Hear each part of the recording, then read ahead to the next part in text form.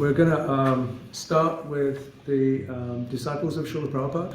Right now there are 2 on the list. If there is anybody else that would like to speak that is not on the list, please let me know. Generally the devotees will have 10 minutes to speak.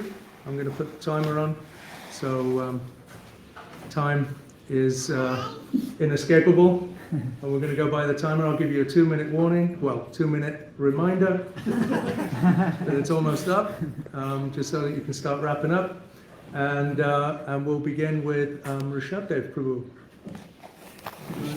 If you'd like to, please come to the front, and everybody can see the speakers. Thank you. Can we move that? This? Yeah, just move the bag off of the chair and they can sit there in the chair. Oh, yeah. That's a good idea.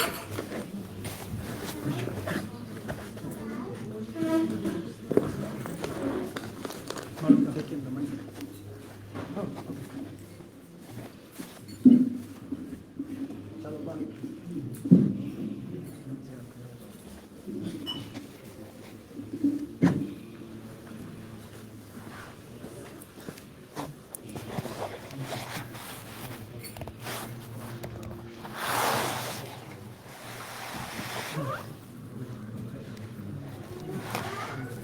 You're doing a good job already. No. Very strict. We get that idea. I love it. One time.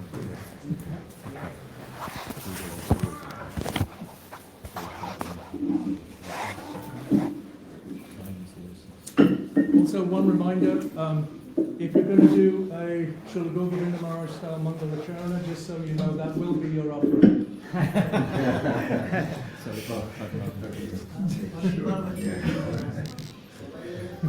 Om Agyan Timirandasya Jnanandjana Shalakaya Chakshun Militam Yena Tasmai Shri Gurudeva Namaha Shri Chaitanya Manobhishtam Stapitam Yena Bhutale Swayamrupa Kadamayam Dadadvishvara Samjitam Namo Mahaparanyaya Krishna Prema Pradayate Krishnaya Krishna Chaitanya Namani Shri Maha He Krishna Karunasmur Dinabandhu Jagapati Gopisha Gopikanta Radha Kanta Namostate Taptana Kanchana Gaurangi Radhe Vrindavanishwari Vrishabhanu Sute Devi Pranamami Hari Krishna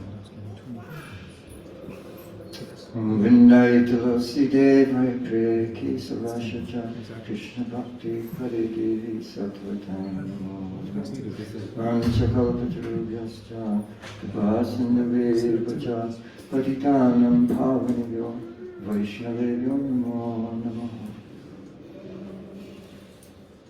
First of all, I offer my Dandavat Pranams thousands and times and forever unto the divine lotus feet of my Diksha Guru, Srila A.C. Bhaktivedanta Swami Śrīla Prabhupada.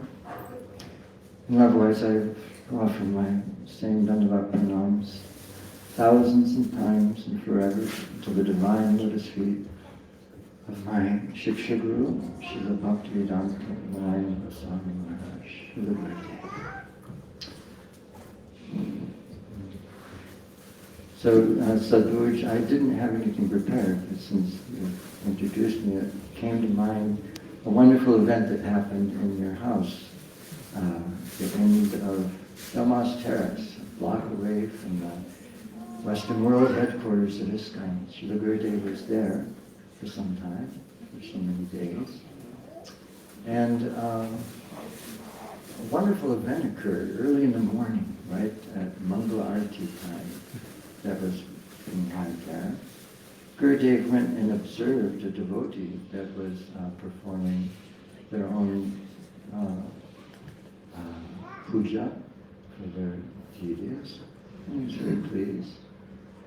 And after the person had finished, Gurudeva spoke. And he spoke something so shocking to me too, the speaker for that person. I don't know whether he'd been told that that person had at that time some sentiment toward the the Ritvik the idea that the parampara ended with Srila Prabhupada. But Gurudev had said to this person, right after they'd done this, that just as you cannot approach Srila Bhakti Siddhanta Saraswati Thakur, Srila Bhakti Vinod Thakur, without going through your Srila Prabhupada. So unless you are pure,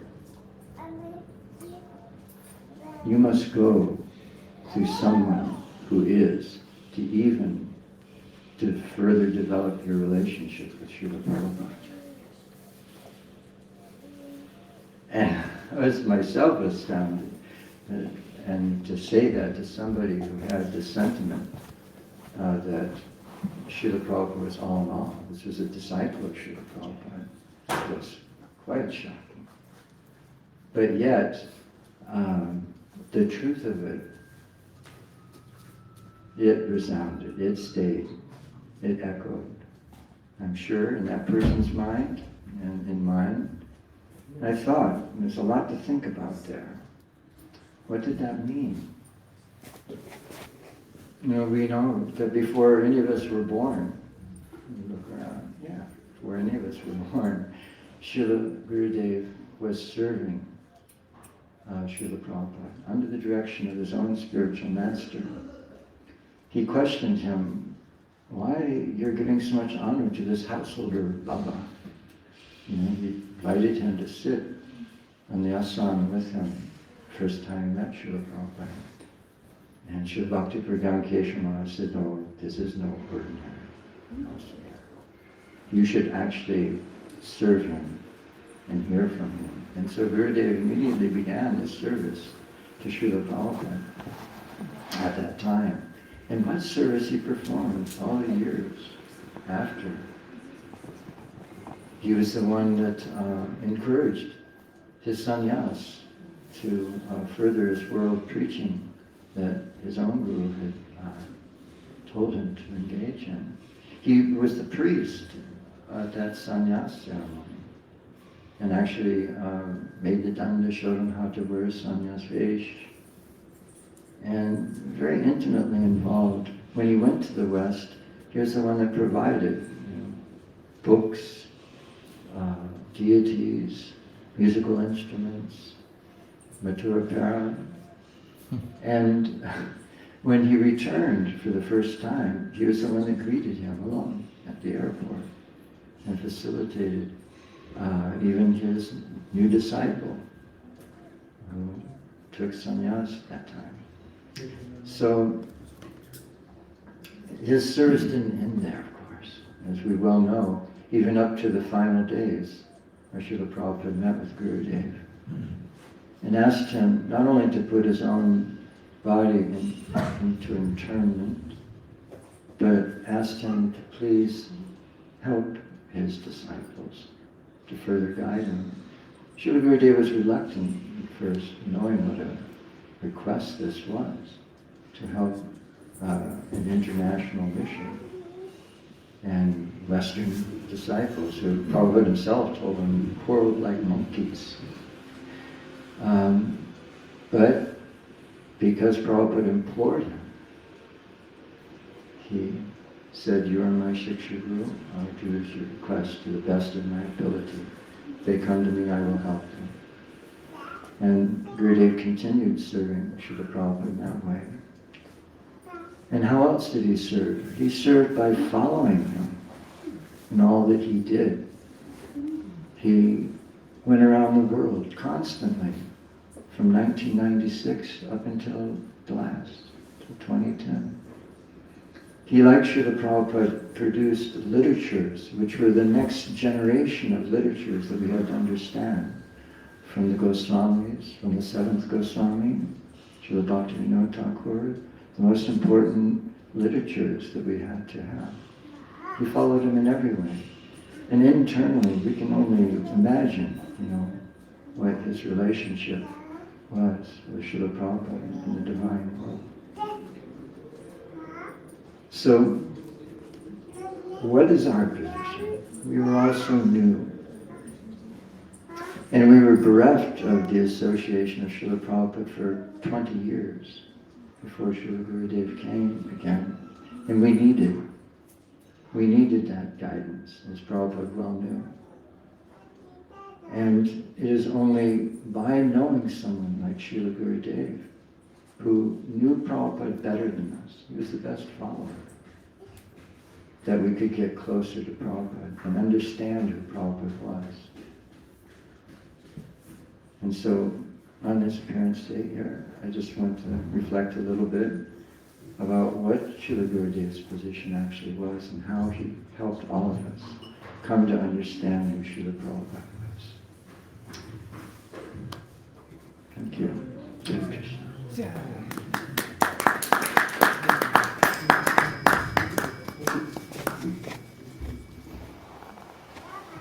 The next speaker is Ram. Not here? He's not here. Okay.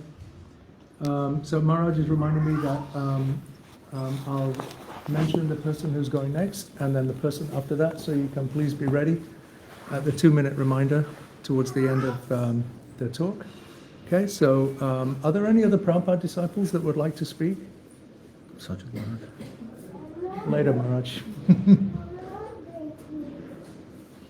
Okay, so we're going to move on to the disciples of Srila Gurudev and well-wishers. Are there any devotees that are not on this list that would like to speak today? Who's on the list? The list so far is Madhukar, Jayashree, Chandrasekhar, Madhavi, Gaurahari, and myself. Is there anybody else that would like to speak? Speak now or forever hold your peace. Go ahead. Okay. If somebody feels inspired later, they can also read for I've been instructed to keep a strict time. Now or never. You should do it. All right, Madhukar Prabhu, Oh, Father and son. father and son. Okay. Hold on. Again, you go for it.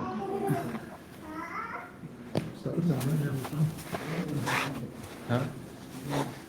Gurudev. I'm gonna sit down. Sit down on there.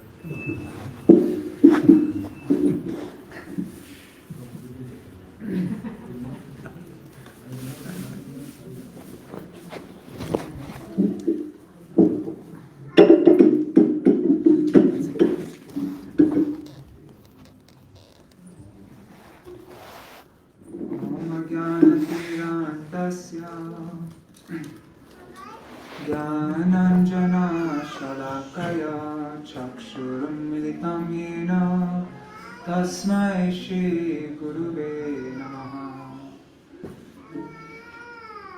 NaMo विष्णुपदाय राधिकाय प्रियात्मने श्रीश्रीमद्भक्तिवेदान्त नारायणिति नामिने।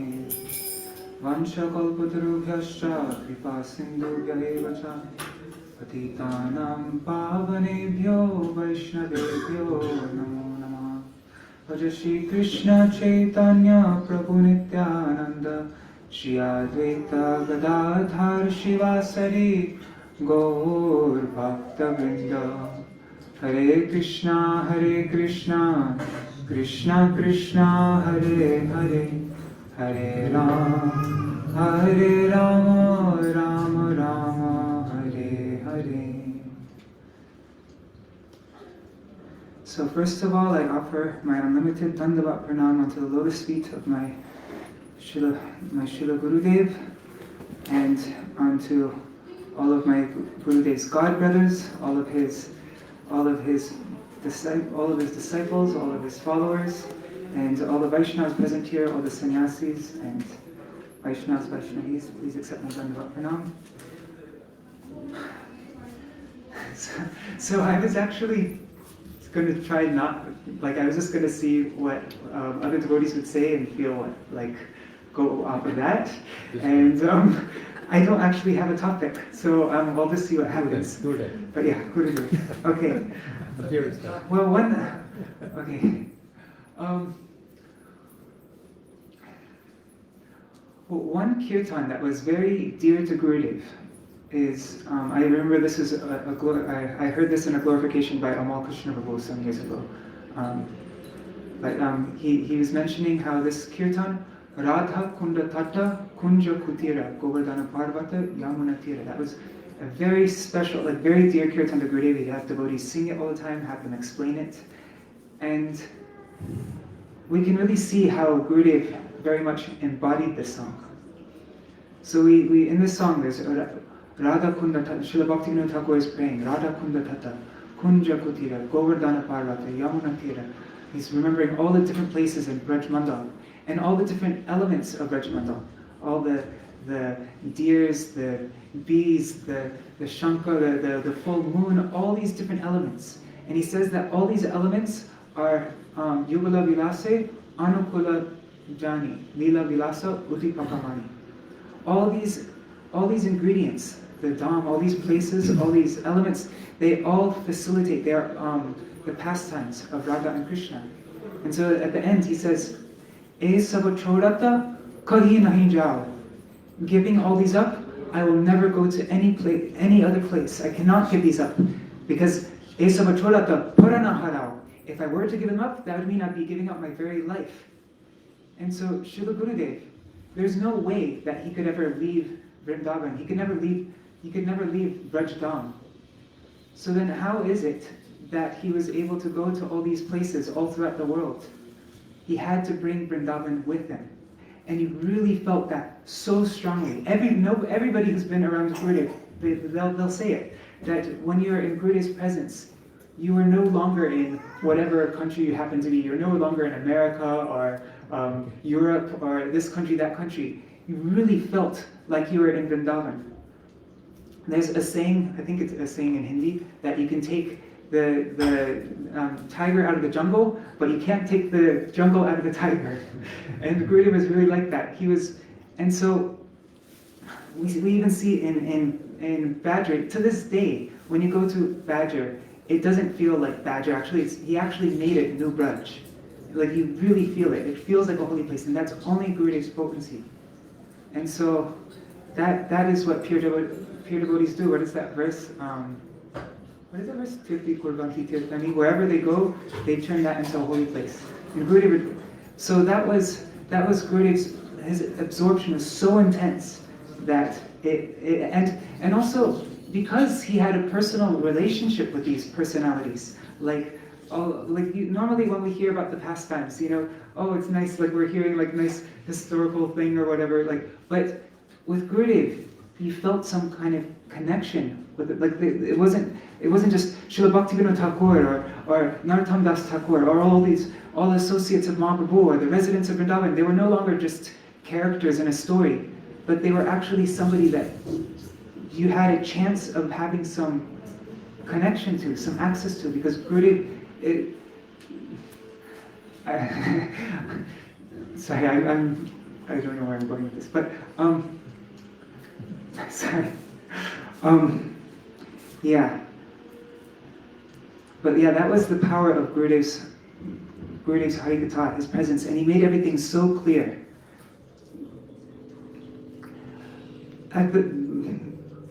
Many devotees had this misconception that we can only enter into these pastimes of Radha and Krishna and the topics in the 10th canto of Srimad Bhagavatam, and especially Rasa Panchadhyaya, if we do Vaidhi Bhakti and we follow all the rules, and we just continue doing this, and then once all of our anarthas are eradicated and we become completely purified, we completely destroy any lust in our heart, only then will we be qualified to approach these pastimes.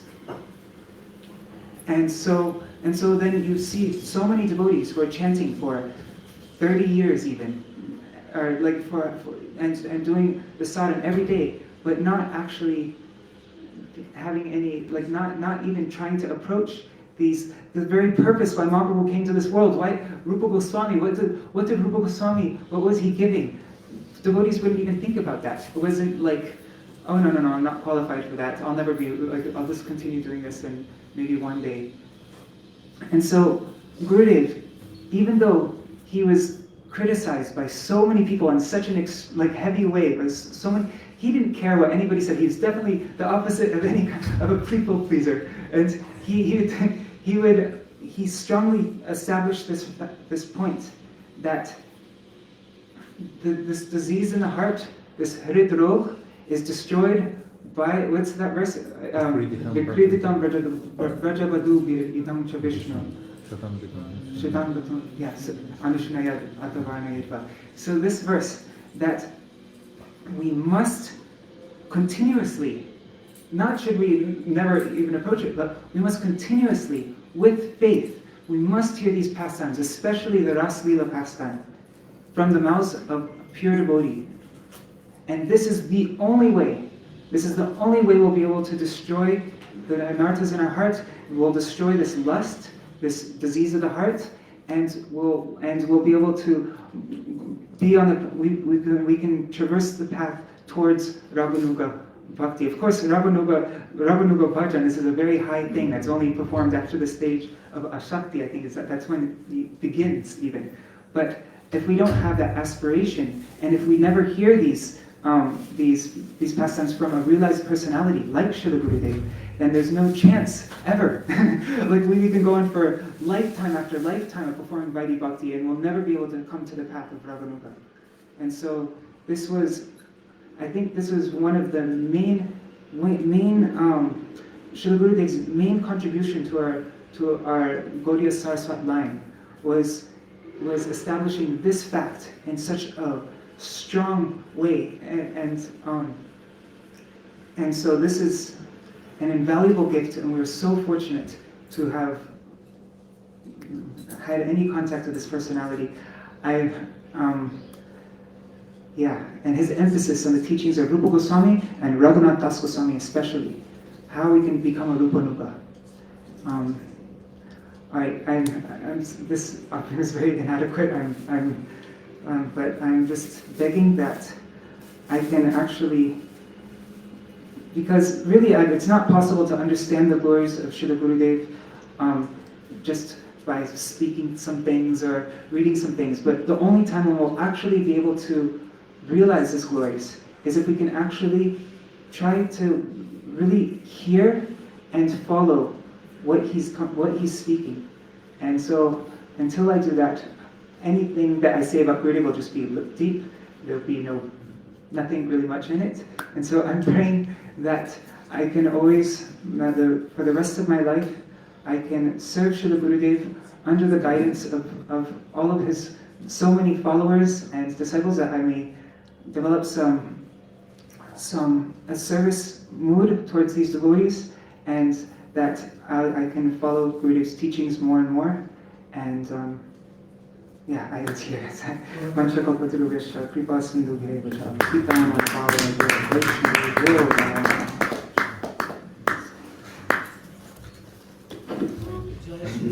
Next up we shall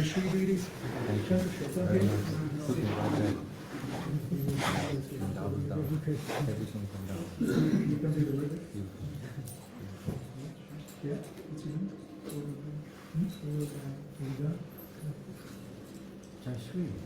Very good. It's really funny.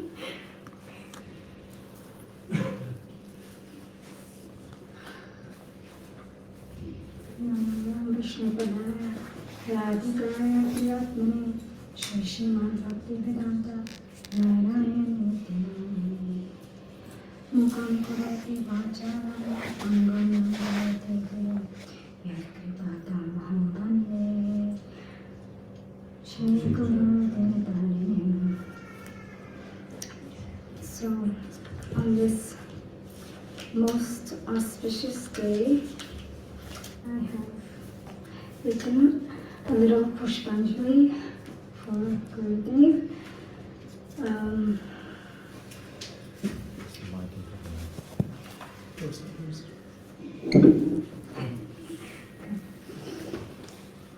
Yasya prasadat bhagavat prasado Yasya prasadam nagati kutopi Dayam stuvam stasya yasyastri sanyam Vande Guru Shri Charanarvindam. this verse is amazing if you listen to the translation. Only by the mercy of Sri Gurudev can one receive the mercy of Krishna. Without his grace, the living entities cannot make any advancement, nor be delivered. Meditating 3 times a day on the glories of Srila Gurudev and reciting Stava-stuti, I offer pranams unto his lotus feet. So, we are helpless. Like a newborn baby is helpless to survive without the mother's or father's care. And we are helpless without Gurudev's care. Without his mercy, we cannot even do anything. We cannot advance. We cannot make any advancement in spiritual life. There's one more verse I would like to say. Krishna rusta hoile guru raki bara pare, guru rusta hoile Krishna raki bara nare. Guru mata, guru pita, guru hoye pati, guru bina e samsare nahi aragati. So this is actually a song by Sanatan Das, and the translation is like this. If Krishna is displeased, Guru can protect you. But if Guru is displeased, even Krishna cannot help you. Guru is mother, father, and protector. In this world, there is no shelter except Shri Guru. So, really, I am most fortunate to have Gurudev in my life. I am, as we can see from Shastra says, I'm really helpless without Guru's mercy, and I can do nothing without him. So, really, I am forever indebted to my Gurudev, and I pray that birth after birth, I can again have the supreme mercy to speak and joke with him, that he can again look at me with boundless affection and compassion, and call me his darling daughter, that I may have the opportunity to render service to him and follow his instructions. I do not know Radha and Krishna. They are so far away from me, but I don't have a relationship with them. But I know a little bit about Gurudev, and I have some relationship with Gurudev. And Gurudev would always say, you need to have this mamata. I am his and he is mine. Towards Guru, he is my Gurudev and I am his disciple. And as a little girl, it was very easy to just run up to Gurudev, oh Gurudev, without any Inhibition. Yes, inhibition or all Aishwarya mood. Like in the early days, his door was always open unless he was resting. So you could always just come in and speak to him. Even during lunchtime, his door would be open. You could see him eating Prashad, and he would actually come out and do the Prashad prayers with everyone first, and then go sit down. So it was very close and intimate, and I feel so fortunate to have that as my beginning relationship with Gurudev. I remember one time, Govinda Priya from Badger, she was really shy. She wanted to ask Gurudev for Diksha. And she was like, no, I can't with Krishna. Like, come on, I'll ask for you. It's in Badger, and I dragged her up to Gurudev as he was walking out of the class one time. I'm like, Gurudev, Govinda Priya wants Diksha. So without any inhibitions, I would just go up to Gurudev and speak to him. And so I felt as a young girl, I had this, he is mine and I am his. But as I got older and I started reading more, and I'm like, oh maybe I should have a little bit more awe and reverence. But actually, Madhurya mood is that you can have this intimate relationship without the Aishwarya mood, just like in Braj, how the gopis can chastise Krishna, how Mother Yashoda's love for Krishna is that she chastises him, and how he actually enjoys it more than the awe and reverence that he gets in Dwarka. So,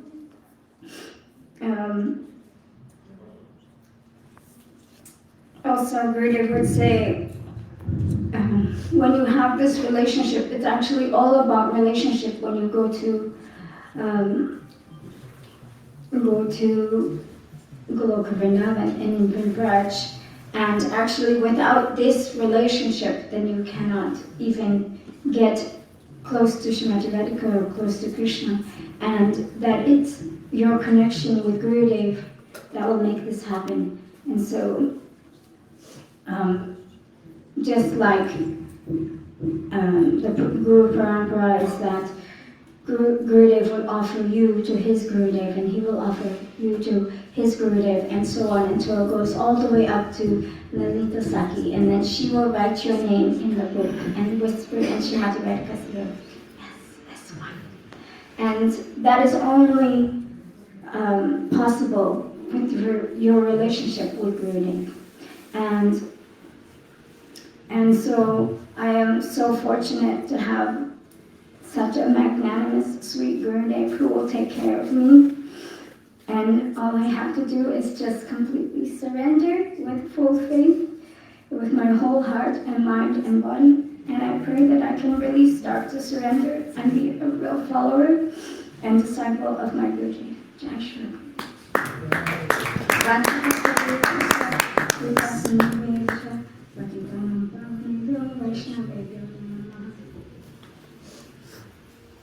Okay, so Chandrasekhar Prabhu is sick, but he sent an offering, and Madhukar Prabhu is going to bring that offering for Śrīla Gurudeva into the microphone.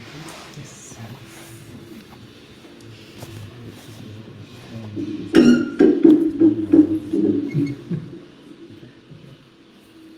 Yeah, last time Chandrasekhar wasn't able to make a glorification, and this time he's like, I have to this time, but he's really sick for some reason.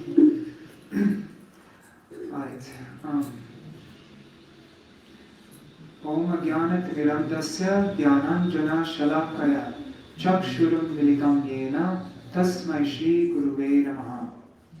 Shri Guru is transcendental. Nikunjayo no ratikeli se dayaya lidir yuktirapekshaniya tatrati daksharati vodavasya Vande Guru Shri Charanaravinda.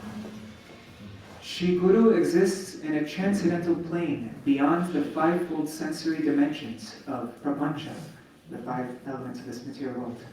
Thus, it is impossible for a conditioned soul to appropriately glorify him.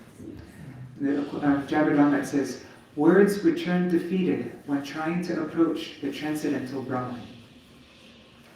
Indeed, to have darshan of Shri Guru is not possible with these jelly-filled eyes. His existence is transcendental. So how is it that darshan of Shri Guru is attained? Nayamatma pravachanena labhyo namedhaya na bahuna shutena yame vaishya vrinudetena labhyas tashaisha atma vrinute tanusam. By his own sweet will, just as the infinite can reveal himself to the finite, so the residents of the transcendental plane have the power to reveal themselves to the fallen souls of the plane of exploitation. But how is that? We must give up our exploitative mentality. Atha Shri Krishna namadi na bhaver graha indriyai seva mukhe hijivado swayam eva spurateta. We must become saturated with service. Krishna consciousness is a sublime process. Just as dry ice turns directly into gas from solid, this is called sublimation. So, through the power of service, the gross material senses are imbued with the very nature of the soul, service. tadatma. We must become receptive to this service, to make our will one with His. Just as iron and fire takes on the qualities of heat and light, so we must be saturated with service. Gurudeva tatma. Make our will one with His. Koro more atma sakta. Then to have real darshan of Shri Guru is Yasya deve para bhaktir yatha deve tatha guru tasya te katita hyarta prakashante mahatmana. But this is not so easy for a selfish, conditioned soul, speaking for myself. The Acharya teaches by his example. But before there can be service, there must be surrender. Tadviri panipatena paripashnena sevaya upadekshantite jnana jnaninastatadashina. Srila Gurudeva has shown us that in his own life, when Param Gurudev said that he wanted to give him the red cloth of sannyas, paraphrasing, he said, keep me in with the red cloth, naked, I am yours. Hearing of his surrender and service to his Gurudev is a chance for us to glean a sense of how to truly approach Shri Guru. What a sweet, intimate relationship Srila Gurudev has with Param Gurudev. Srila Gurudev was always close with him and discussing and inquiring about Sumatra, the path of bhajan, pariprashna, a service, die to live. Just as Srila Param Gurudev before him risked his life in the service of Guru when the Sankirtan party was attacked in Navadvip by the Jati Goshais and so on, so too Gurudev put his life and health at risk in the service of his beloved godbrother Ananga Mohan Brahmachari. What is more pleasing than service to those who are near and dear to the spiritual master? Bhaktai Bhakta Janapriya. Srila Gurudev's affection transcended the relative material plane. I'm sure everyone here who has heard who's had some interaction with Srila Gurudev has experienced something similar. How with the combined sweet affection of a mother and warm encouragement of a father, he inspires any attempt to surrender, to inquire, or to serve him. I'll never forget those few moments I made a vaguely sincere attempt to inquire from Srila Gurudev on topics that I'd read in Jayavadharma and other places, and how he wholeheartedly and wholesale was able to address my doubts at the very root and inject an inspiration that has carried me since. But how is it that a conditioned soul could experience something of such a transcendental personality? Surely my lack of surrender disqualifies me from any real darshan. Jive shakshat nahitate guru chaitarupe. The conditioned jiva cannot perceive the transcendental form of Chaita Guru, so he manifests before him in a tangible form. Granted, a conditioned soul may only have some degree of external darshan, hearing his Vani only in fragments, and yet devoid of the Divya Gyan that Srila Gurudev has come to establish in the heart. Sorry, I didn't fully understand. Yet he is able to reach us and encourage us in surrender and service. This is his magic. Still, again, speaking for myself, utmost caution is required. I do not know the greatness of the esoteric sweetness of Raj that Srila Gurudev has come to instill in us. I can only parrot confidential reasons for Mahaprabhu's advent. It's very tempting to want to relish these deep and confidential topics, and indeed necessary for those who are qualified. And while we have been firmly instilled with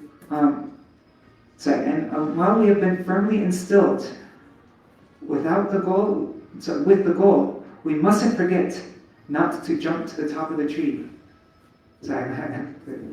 Without having received the Vani Darshan of Srila Gurudev manifesting the absolute truth in the heart, without that parabhakti, the proliferation of so many misconceptions are possible. Especially we see that the conceptions regarding Guru Tattva and especially Jiva Tattva are prone to be misunderstood by the conditioned soul.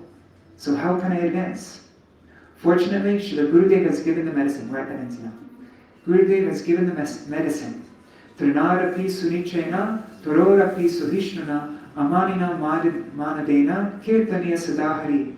and tateno kampam susavikshamano punjana evatma kritam vipakam hridvag vapurvir viridam namaste jivetayo mukti pade sadai bak. Then, by His grace and encouragement, one may gradually develop the tender vine of devotion, and as Shraddha thickens, as our practice becomes strong, and as our anarthas, including Sarup Ram and Sadhyasadhan Ram, become eradicated, we will gradually and truly have darshan of Srila Gurudev and serve him in the deepest and most meaningful way. There is no doubt about this, because Neha Vikrama Nashasti Pratavayo Navidate Swalpam Apyasya Dharmasya Trayate Mahato Bhayat. Just don't make Vaishnava Parad. And please bless me that I may progress in this way. Vancha kalpataru vyashtra kripa sindhu vyaya patitana pavanebhyo Vaishnavebhyo namo namaha.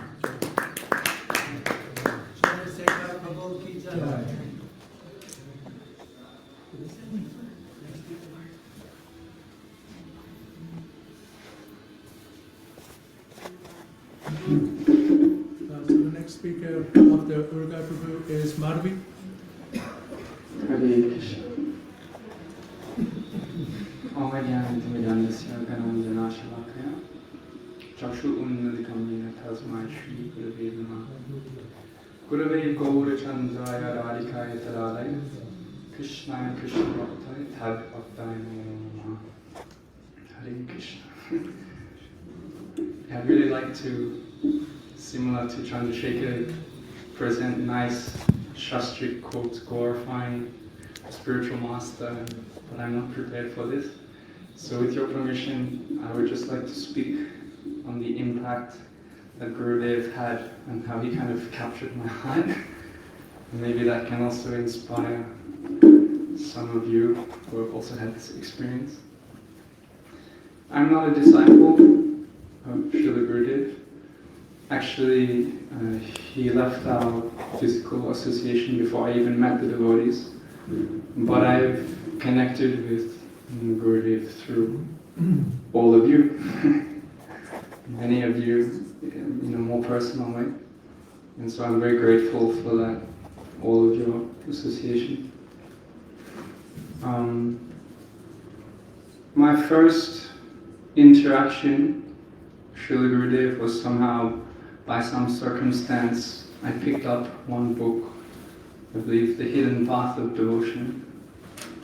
And in that he was talking about this tadatmya, this how these particular individuals, great devotees, the manjris, they have a very unique position where, you know, they're serving Radha and Krishna in a very special way, and then same like iron in fire, or some other analogies can be given, but they're able to experience this, you know, unique, loving exchange of Radha and Krishna through the service. And this was the first time I'd ever come in touch with these kind of subject matters, and actually hadn't met many disciples of Gurudev at this time, and actually the ones that I had met had a little bit traumatized me. So everything they told me is true. No. But then I was very lucky, like after I read this, and somehow it really triggered something inside of me. And then I came in, it was here in Mayapura, and then some years back. And then I found myself in the association of disciples of Srila Gurudev. Actually, it was the appearance and disappearance of Bhaktivinoda Thakur and Gadadhar, and actually met Bhaktivedanta Maharaj. On this day I went to his house and we spoke. The same things that I read in the book came up in our conversations, and there was this kind of synchronicity. And then I started associating with so many of the nice disciples of Srila Gurudev here in Mayapur, and it just kind of, you know, we say this verse, Amagyanatimidandasya, you know, the torchlight of transcendent knowledge, like opening our eyes. And I really feel like Srila Śrīla Gurudeva, he kind of, I don't know if it makes sense, like he gave me myself. It means like before I kind of started touching these subject matters, okay, I understand, you know, Radha and Krishna and Krishna Das, we are serving, these things you can appreciate, but I was still kind of like a clueless, you know, Kali Yuga reject, kind of wandering around and not really knowing who I am. Obviously there's still details to be revealed about who I am, but I really feel like Gurudev gave me myself in the sense like I have absolute clarity about what I want in my life and where I want to go and what I want to be. Okay, again, more clarity need to come through bhajan. But I don't, he gave me the innermost desire of my heart, the thing that I'm existing for, the thing that I'm hankering for and looking for, came from Śrīla Gurudeva. And then also, you know, coming into the association of so many nice devotees. When I then went back into, you know, the association that I'm in and also studying the books of Srila Prabhupada, all of a sudden there was so much clarity. Almost like by coming into touch with the teachings of Gurudeva and his disciples and this association, then when I go back to, you know, my roots in Krishna consciousness, so much opened up. There was new layers which I'm still discovering, but things were just revealed that I never saw before. It really gave this, you know, opened my eyes. And I'm so grateful for that. And many times, many times, even though of course I never met Śrīla Gurudeva, many times I feel his presence in my life, many times. Especially on occasions like this and leading up to these occasions. I really feel like somehow that he's there in my life. And there was only one time I met him I had a dream, and Gurudev came and he was reading Bhagavatam. And then he invited me to come with him and sit. He's saying, come, we read together. He said, you're not reading enough. You're not reading Srimad. You should read Srimad Bhagavatam. And he said, anytime you want, you can come here and read with me. We'll read together. And then I will come. This was the one and only time. So I'm very grateful. You know, we can see clearly the impact that he had on the world, on all sanghas of Vaishnavas, in all mats, in all sanghas. This vibration is resonating because of the impact of Śrīla Gurudeva. And, you know, many devotees, you know, we talk about how, you know, people think, oh, I'm not qualified, and, you know, so many years they're practicing and they're not, you know, I don't know if it's like taking advantage of, you know, the Unnatu Jvala Ras of, you know, what Mahaprabhu's come to give. But actually, many devotees are taking advantage, and they may not be directly in the association of Gurudev or his disciples. They may or may not be. But my observation is because of his impact, the inspiration to try to touch these subject matters has come in all sanghas. And, you know, of course, like, he was very fearless in his presentation of these philosophical truths and conclusions, you know, more bold than probably anyone has and ever will be. But to me it's very clear that, you know, even though we may say externally and in different sanghas, we may say like, oh, you know, these subject matters are very high and, you know, we should be qualified in this and that, but there are many people taking advantage of what Mahaprabhu has come to give, what, you know, Rupa Goswami, what the Acharyas are actually giving, this, you know, very unique opportunity that's been offered to us. And they may not externally, you know, profess that it's because of Gurudev, but my observation is that it is, and that his impact is, you know, no words we can say, nothing we can do, no activities we can perform to thank him or reciprocate or honor this thing that's been given to us. And that's the mercy of Mahaprabhu. which we find, personified in our Śrīla Gurudeva. And so I'm very, very grateful to him, of course, and to all of you, and I just ask to be able to somehow remain in this wonderful thing, whatever it is, and yet try to take advantage of it. So, Śrīla Gurudeva ki.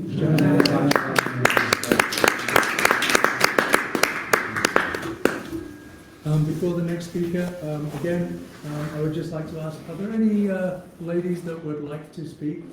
Please don't be shy. This is a very wonderful day. Continue, please.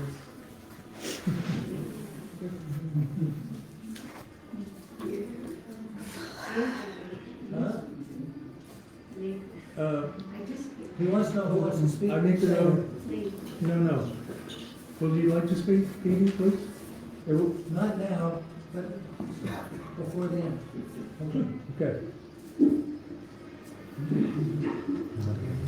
Om Jnanatimandasya Jnanandana Shalakaya Chakshurunmilitam Yena Tasmai Shri Gurave Namaha.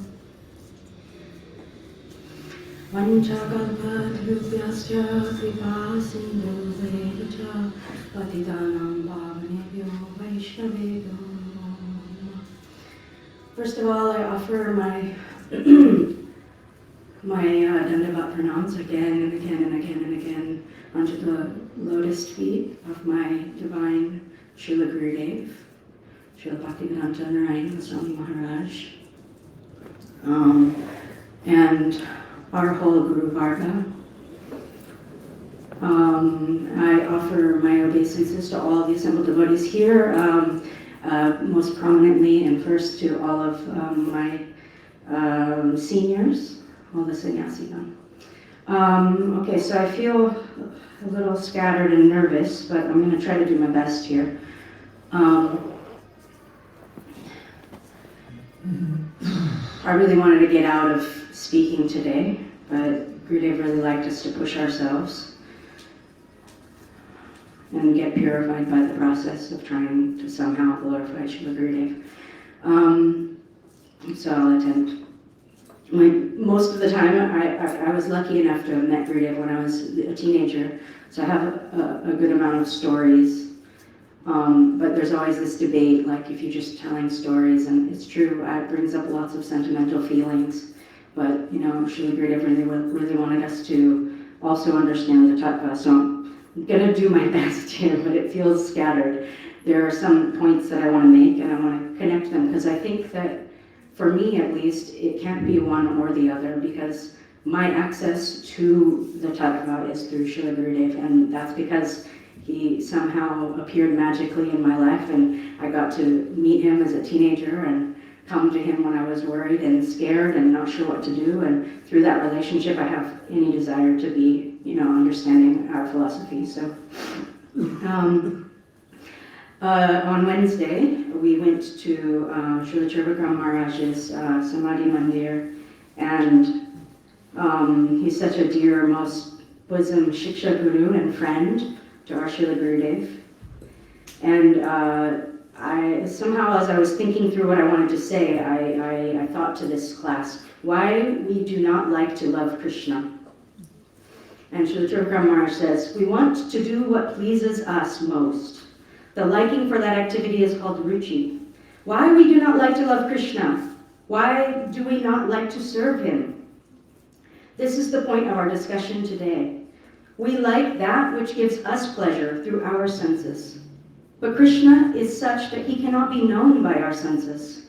He is transcendental, and therefore he transcends our senses. Our senses cannot know him, nor can they reach him. Through our senses we cannot taste if he is sweet or not. He goes on in this way, but he ends up with any person, this is from Srimad Bhagavatam, any person who seriously desires to achieve actual happiness must seek out a bona fide spiritual master and take shelter of him by initiation. The qualification of a spiritual master is that he must have realized the conclusion of Shastra by deliberation and argument, and thus be able to convince others of these conclusions. Such great personalities who have taken complete shelter of the Supreme Godhead, leaving aside all material considerations, are to be understood as bona fide spiritual masters. So he says, if we want to know the best subject, Krishna, we should surrender to a person with complete knowledge of him, who is appointed to teach that subject. That person is Gurudev. So we're so lucky. For me, just my experience, I grew up young and very excited about like say Janmashtami or different festivals, but mostly because we would get lots of sweets and we'd have to like run around, and it felt very exciting. At the moment that I met Srila Gurudeva, I was 14 years old, and my parents had dragged us to Vrindavan. Actually, no, they had dragged us to Mayapura, to Keshavji Gaudiya Math. And when I was a teenager, I was really a little bit belligerent and independent, and I really had no idea why we had been brought to a place that did not look like Vrindavan at all. I was quite disappointed. Like, this is not like Krishna book. And being pretty independent, and also my family life up to then had been a little bit challenging. So my parents were pursuing their spiritual life versus being our parents too much. So I was feeling a little angry, not really sure about this whole Krishna conscious thing.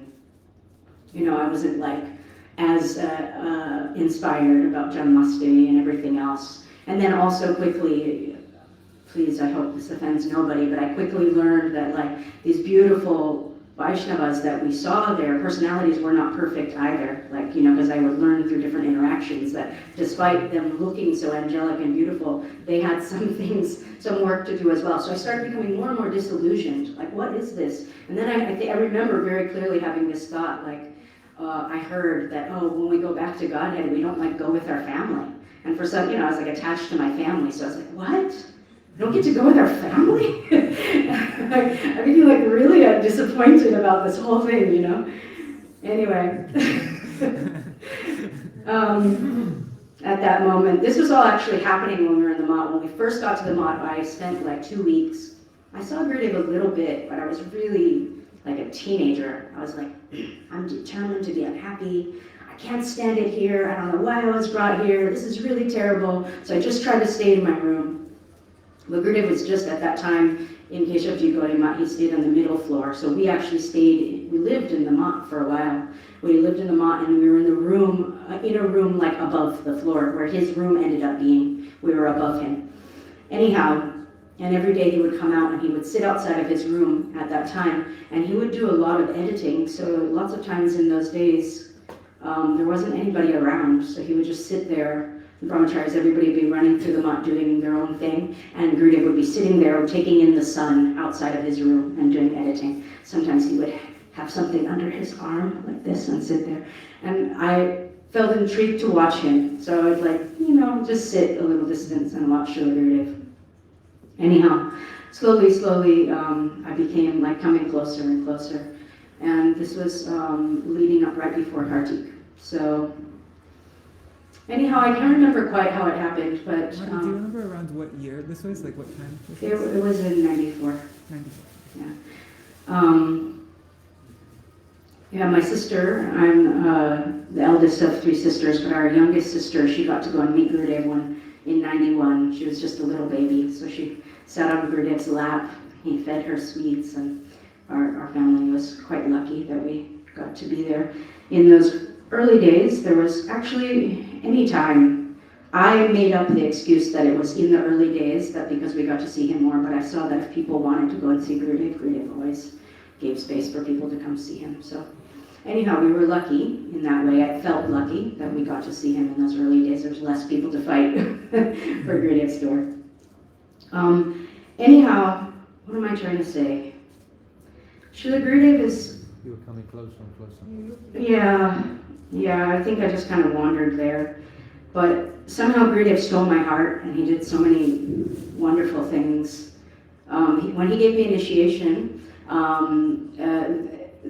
was, of course, very wonderful, but I had this one feeling like Srila Gurudeva, he used to give out these beads, and they were really small beads, right? And I had these beads that I'd had since I was like 11 or 12, and they were nice, and they're the ones I have now, but they're nice and big, and I was really attached to my beads. And Gurudev gave me initiation, so I was like, it was beautiful, right? But I was also 14. So he gave me he gave me these little teeny beads that he chanted on, and I was like, I remember it was like, my first feeling was disappointment. I was like, oh, yay. And so like I was really trying to love these beads, but I was like, oh, I really want my other beads. Anyhow, like a week later, week and a half later or something like that, my younger sister Jaishri, she took initiation. At that time, I don't remember all of the details, but somehow it happened that they had run out of small beads. 1 minute, okay. This is not at all where I wanted to go, but okay, they had run out of small beads, and so then Gurudev's like, we don't have any beads, so go get anything, right? And my mother's like, oh, we have some in the room. So she ran upstairs, and the ones that we had in the room were my old beads, right? And I was like, really agitated. I'm like, what?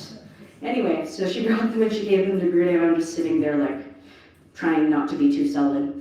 Anyhow, and Gurudev, he chanted on them, and then he looked at them, and he looked at Jaishri, and you know, she's still small, but she was quite small then. And he says, these are too big. And then he looked right at me. There was other people in the room. He looked right at me and he says, change, like this. And he gave me my beads back and took the beads that he had given me a week before.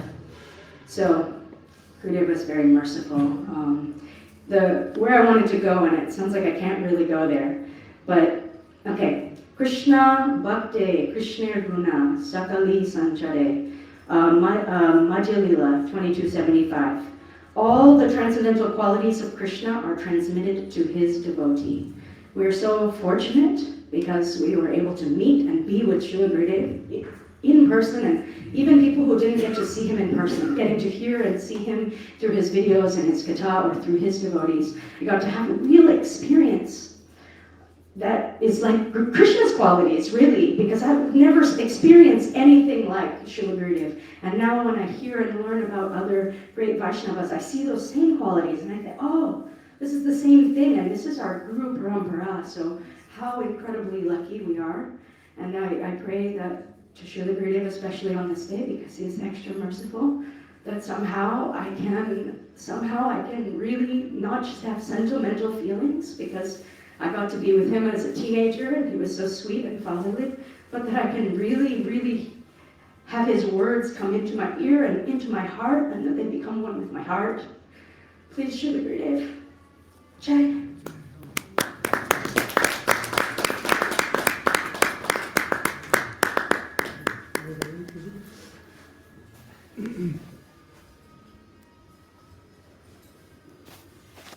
Again, please forgive me for being the timekeeper. I'm sorry.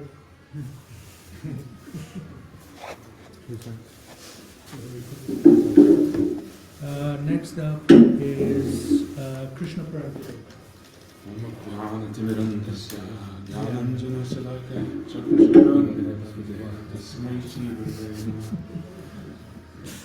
Om Vishnu Padaya Radhikaya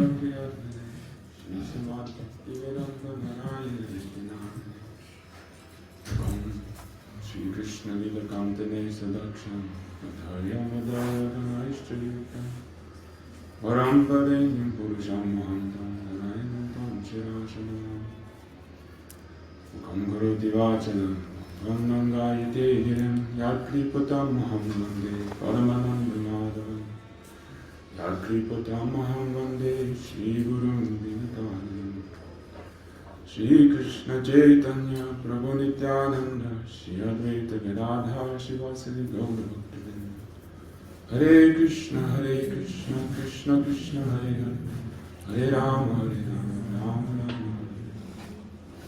So today I'm offering my heartfelt pranam to the lotus feet of Shri Bhaktivedanta Narayana Goswami Maharaj, and this is most auspicious Avirbhav Titi, appearance at Titi, and to my whole Shri Rupanuga Guru Varga, and to all the assembled Vaishnavas and Vaishnavis, headed by Sannyas Gahan, Nandavad Pranams. So, I also have the tendency to be a backwards pushing man, as Sri Maharaj says, but by this process of glorifying the Vaishnavas and hearing about their qualities, that we actually are practicing serving them. And by serving the Vaishnavas, that the hridrog, the desires in the heart, the lust in the heart, can be cleansed. So, actually hearing and describing the qualities of the Vaishnavas is a limb of bhakti. It says that glorifying the lotus feet of Bhagavan is a limb of bhakti, and that at those lotus feet you'll always find the Vaishnavas are there. So by glorifying them, this is also directly an anga of bhakti. So in this invocation verse, Shri Krishna Lila Kantani Siddhakshanam is saying that Shri Bhaktivedanta Narayana Goswami Maharaj, you are most expert in describing Krishna Lila. So Srila Gurudeva would travel around the world, and wherever he would go, he would speak these wonderful pastimes of Sri Krishna, and in many places he would say like this. He would say, "Come with me to Vrindavan." And then he would begin to share what was in his heart, which was Vrindavan Dham. And through the ears, one could enter into a realm of Vrindavan. And so also, not just that, he's also, wherever he went, he invited persons, come with me to Vrindavan, also for the parikrama. And all over the world he said like this. And so by some unknown good fortune, I also had that opportunity. I was very young, and we did travel around, and even though I was not so eligible to see anything, hear so well, those impressions, those, as it says, the transcendental bank account is something that's permanent. So he is giving unlimited mercy indiscriminately. Wherever he went, he offered like this. One title is known as Bhakta Bandhav, the friend of all. And so we can see that he had this mood in a very pronounced Vashishta, specialty of this mood. And everyone felt really harmonized in his association, and he was able to reconcile so many difficulties for the community. And also, he has spoke so extensively on so many topics. He has given so many translations and publications. And so his contribution to the topics of transcendental topics is immeasurable. It's like an ocean. And for those persons that turn their attention, then this is there. And wherever our heart's query is, then very easily, very quickly, if we have sincerity, then clearly that answer will be revealed if we actually look towards him and are trying to hear his shiksha. So the Vaishnavas are transcendental personalities. It says that they are not limited by time and space and form, so this can be very difficult to understand sometimes. There's one place Bhaktivedanta Keshav Goswami Maharaj says, like, there's a window and one person walks by the window, but we can understand that that person was walking before the window and after the window.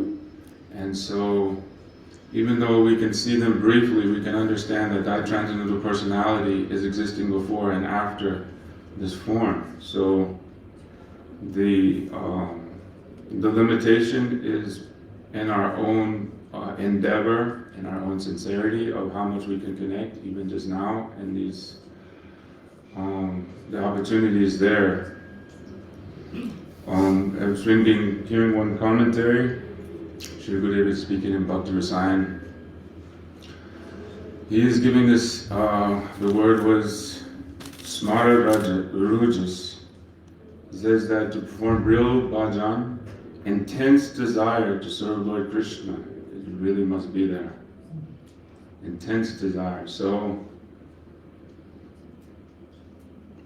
he gave the example of one Kala Krishna Das, Brahmachari, who was a very nice Brahmin boy from a nice family, and the devotees sent them with Mahaprabhu to travel to South India.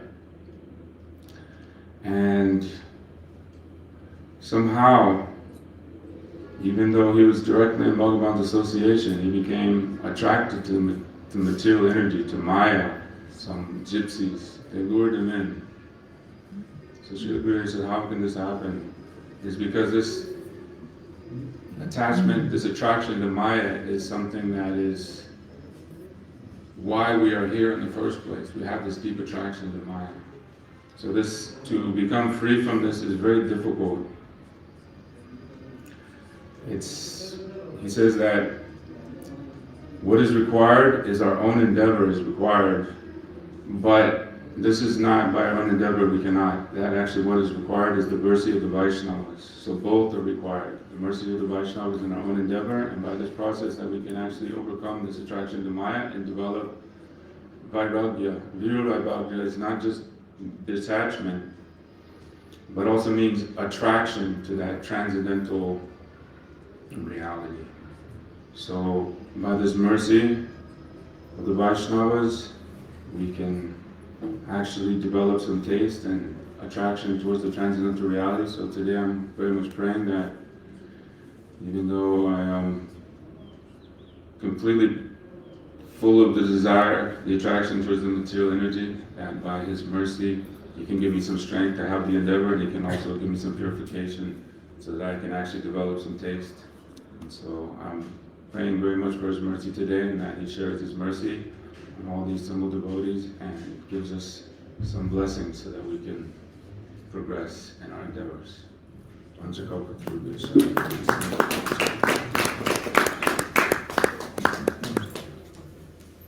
Krishna Prema Prabhu, followed by Jagat Mohini Giri.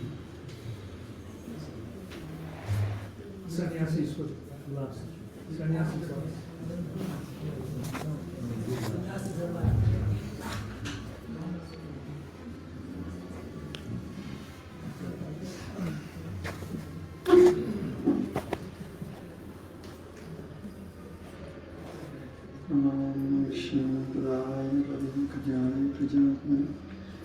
Śrīla Mamchakāna Patarunischa Kripāsindhunevicha Patitānam Bhavanibhyo Vasudevam Namo Shri Krishna Chaitanya Prabhu Shri Advaita Shri Guru Hare Krishna Krishna Krishna Hare Ram Ram Ram Hare Hare. I offer my respectful obeisances millions and millions of times to my Gurudeva, Srimad Bhaktivedanta Narayana Goswami Maharaj. I offer my respectful obeisances to the Vaishnavas assembly, starting with sannyasis, God brothers, Srila Prabhupada disciples, Matajis, everyone assembly. Please forgive me, my English is not my mother tongue, so please excuse me. I came here almost by accident. I didn't know about this sangha. I saw some familiar faces from many years ago. So I have nothing prepared, so I'll try to speak as Gurudeva permits me to speak through my heart. I first met Gurudeva in 1999 in Rupa Sanatan in Sevakunja. They were doing parikram with Trikram Maharaj and others from the Gaudiya Vedanta Samiti, and I was thinking that what is the real meaning for a disciple or for somebody who meets such a exalted personality? What is the meaning of appearance?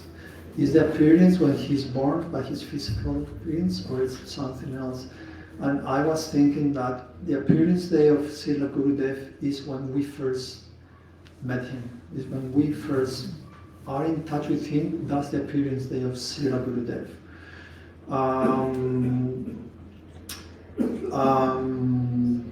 Yeah, so I thought that yeah, that moment when we are in touch with him is the moment of his appearance day. Once they ask Śrīla Gurudeva, it's like, oh, when is the sambandha, when is the relationship between guru and disciple starts? And he said, well, the first relationship starts, no, they say to him, oh, it's when he takes Harinam, it's when he takes Diksha. And I say, no, you know how Gurudeva was very, no. And he said, no, it really starts when he looks at you. When he looks at you, when he puts his eyes on you, that's where the moment that the relationship between guru and disciple starts. And I think we all had that experience, right? I think we have those moments where Gurudeva has looked at us and then we felt that connection. And to me, that's the appearance day of Gurudeva. When he actually look at you with such a merciful glance, with such love and affection. I mean, I'm not qualified to talk about my Gurudev or any Vaishnava at all, because for being able to do that, you need to have a sambandha, a real relationship with your Gurudev. So I'm not gonna talk much more. I'm just gonna say that I'm very, very inspired by all of you. I'm very inspired to have the opportunity to be in Gurudev's Sangha, to meet such wonderful devotees. Somehow or other, still trying to remember Gurudev and try to do as much as my adhikar allows me to do. So please forgive any misgivings, any how do you say in English? Sorry, my English is not very good. So forgive my inability and no qualification to glorify Śrīla Gurudev.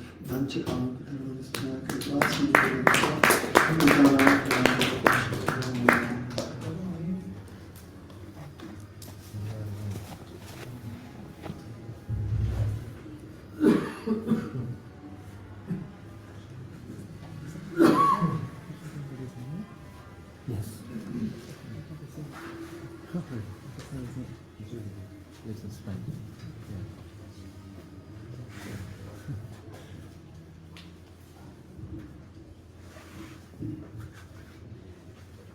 Jai Ho. Jai Ho.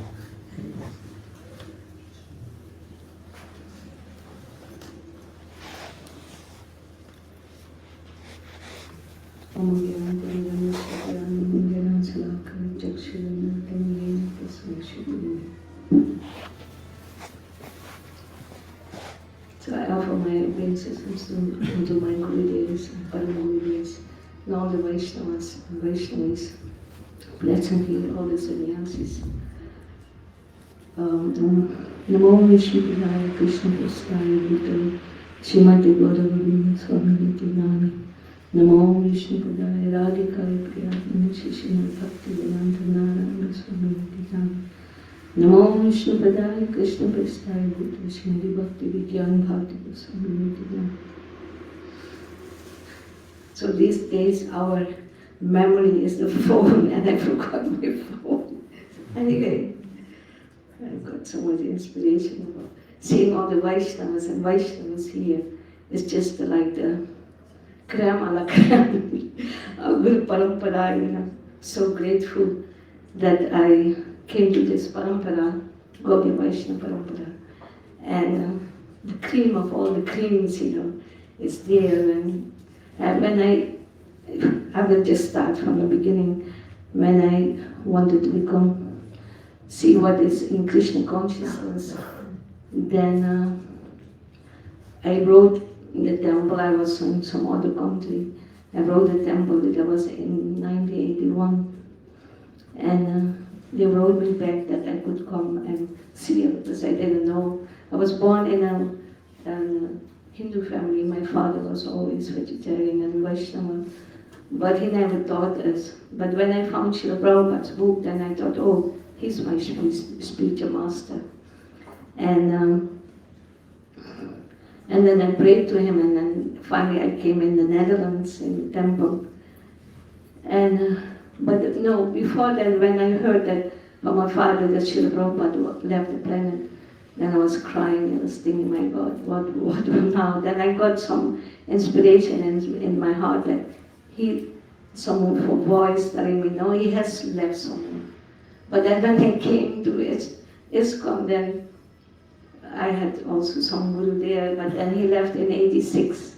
And then I came to my Srila Gurudeva, Srila Gaura Swami, but then I realized actually Srila Prabhupada had not left only one, but so many wonderful, and the cream of his disciples are his friends. So when my Guru there, I came to Srila Gaura Swami, and he was always telling that 1996 the Acharya will arise. 1996 the Acharya. Then I was thinking, what is my Guru there telling? He is Acharya, for he's such a great devotee, you know.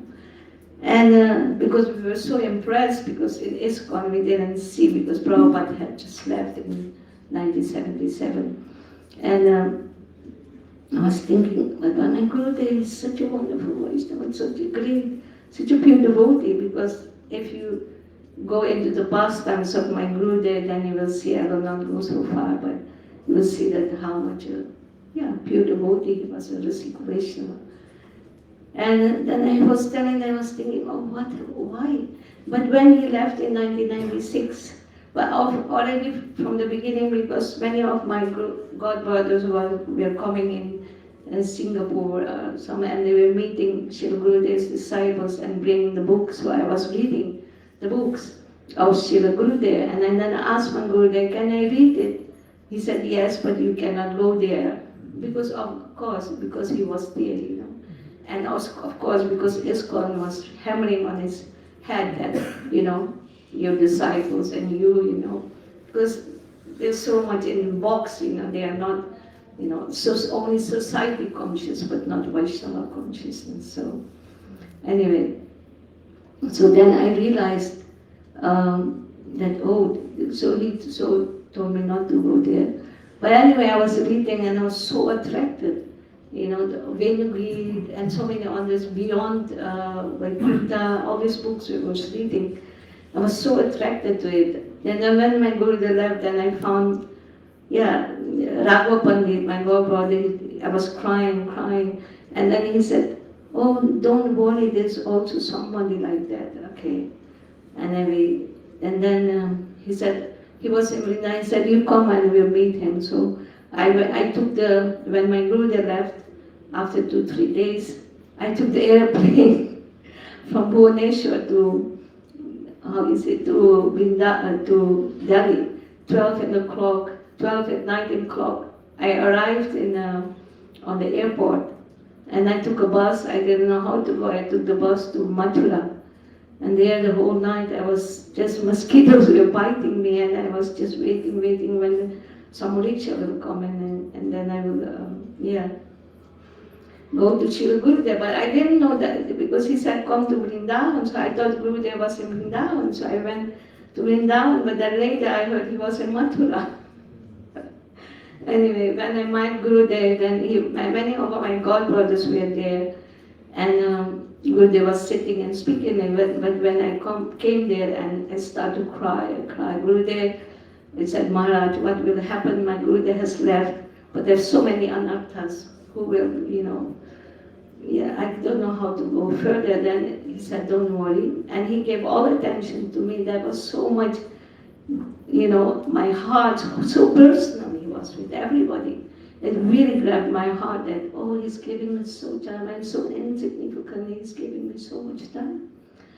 Anyway, then he told me, don't worry, whenever you come back, whenever you have time, come to me and I will really help. So in my life, when I was 3 years with Srila Govind Swami, I was 14 years with Srila Gurudeva, and I was 7 years with Srila Bhakti Maharaj. But anyway, The time when I was with Gurudev, my whole life completely changed. He went to Bhubaneswar. I was really in a horrible condition. He came to Bhubaneswar and he took me out of, you can see, of the gutter, of the hell where I was. And he took me and, and his, whatever I heard from him, it really grabbed my heart because my Gurudev was, he was really in ISKCON, really, because in ISKCON, all of you know that Prabhupada had not appointed a guru, but people had made themselves guru, and my Gurudev was really happy because many people were leaving from ISKCON, and my Gurudev, he wanted to protect those disciples. And when there was Prabhupada's centennial, then they asked my Gurudev, what do you want? Because everybody was making big plans. We will do this, we will do big occasions, big festivals. Then my Gurudev wrote on a letter. So he said, we have to become Vaishnavas. We have to become Vaishnavas, and those people who are leaving, we have to make them Vaishnavas.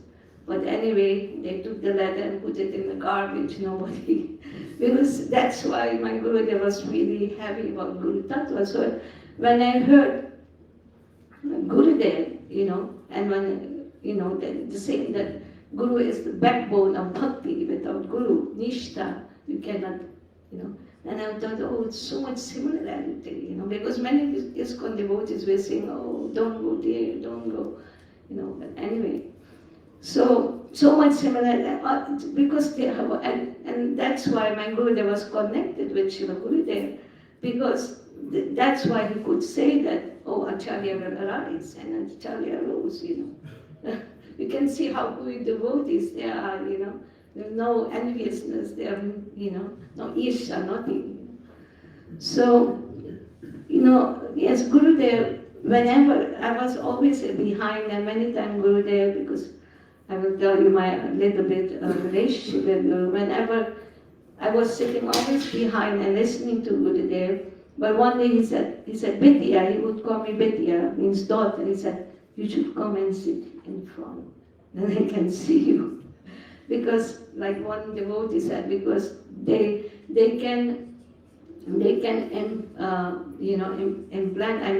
give the mercy to speech, to their eyes, to the personality, with so many ways they can give the mercy to. So he told me to sit there. And many times I was really amazed because I never heard in ISKCON that there are two kinds of merging into Brahman Jyoti. The one is that you merge into Brahman Jyoti, but you can fall down. But the other merge is merging into the person of Krishna. But from there, you can never fall down. And there, your identity, you will lose your identity. When you merge into Krishna's body. Then I was so amazed. I said, Gurudev, I never heard that. I'm so afraid of that, merging into Krishna's body. And then, because you lose everything. There are many times, and about Guru Tattva, and so many other things, and especially what I will not take so much time, because so many Mahajans, the cream a la cream, they're sitting there waiting.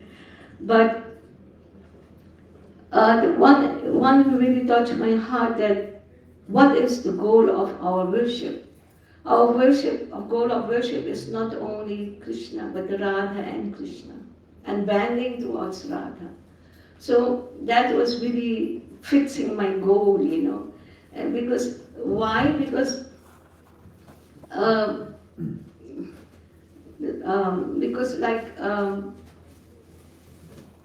like when you worship Krishna alone, that is, we are the Dastajivas. We don't have the right, we don't have the adhikar to worship Krishna independently.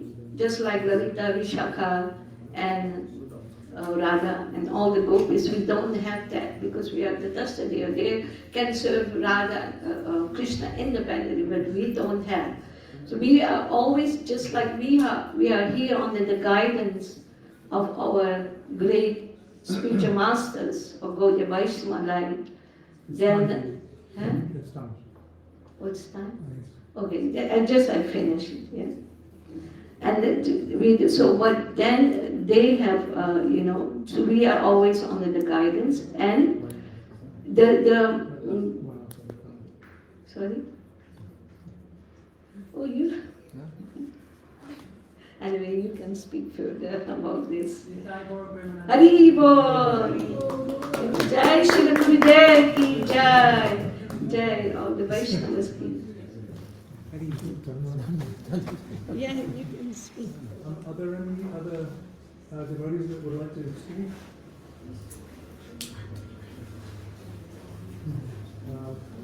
Then I'm going to speak, and then we'll have Raghav Maharaj will speak for the sciences first.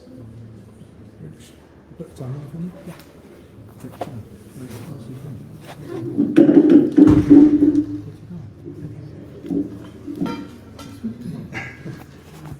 Want to hit that gong now?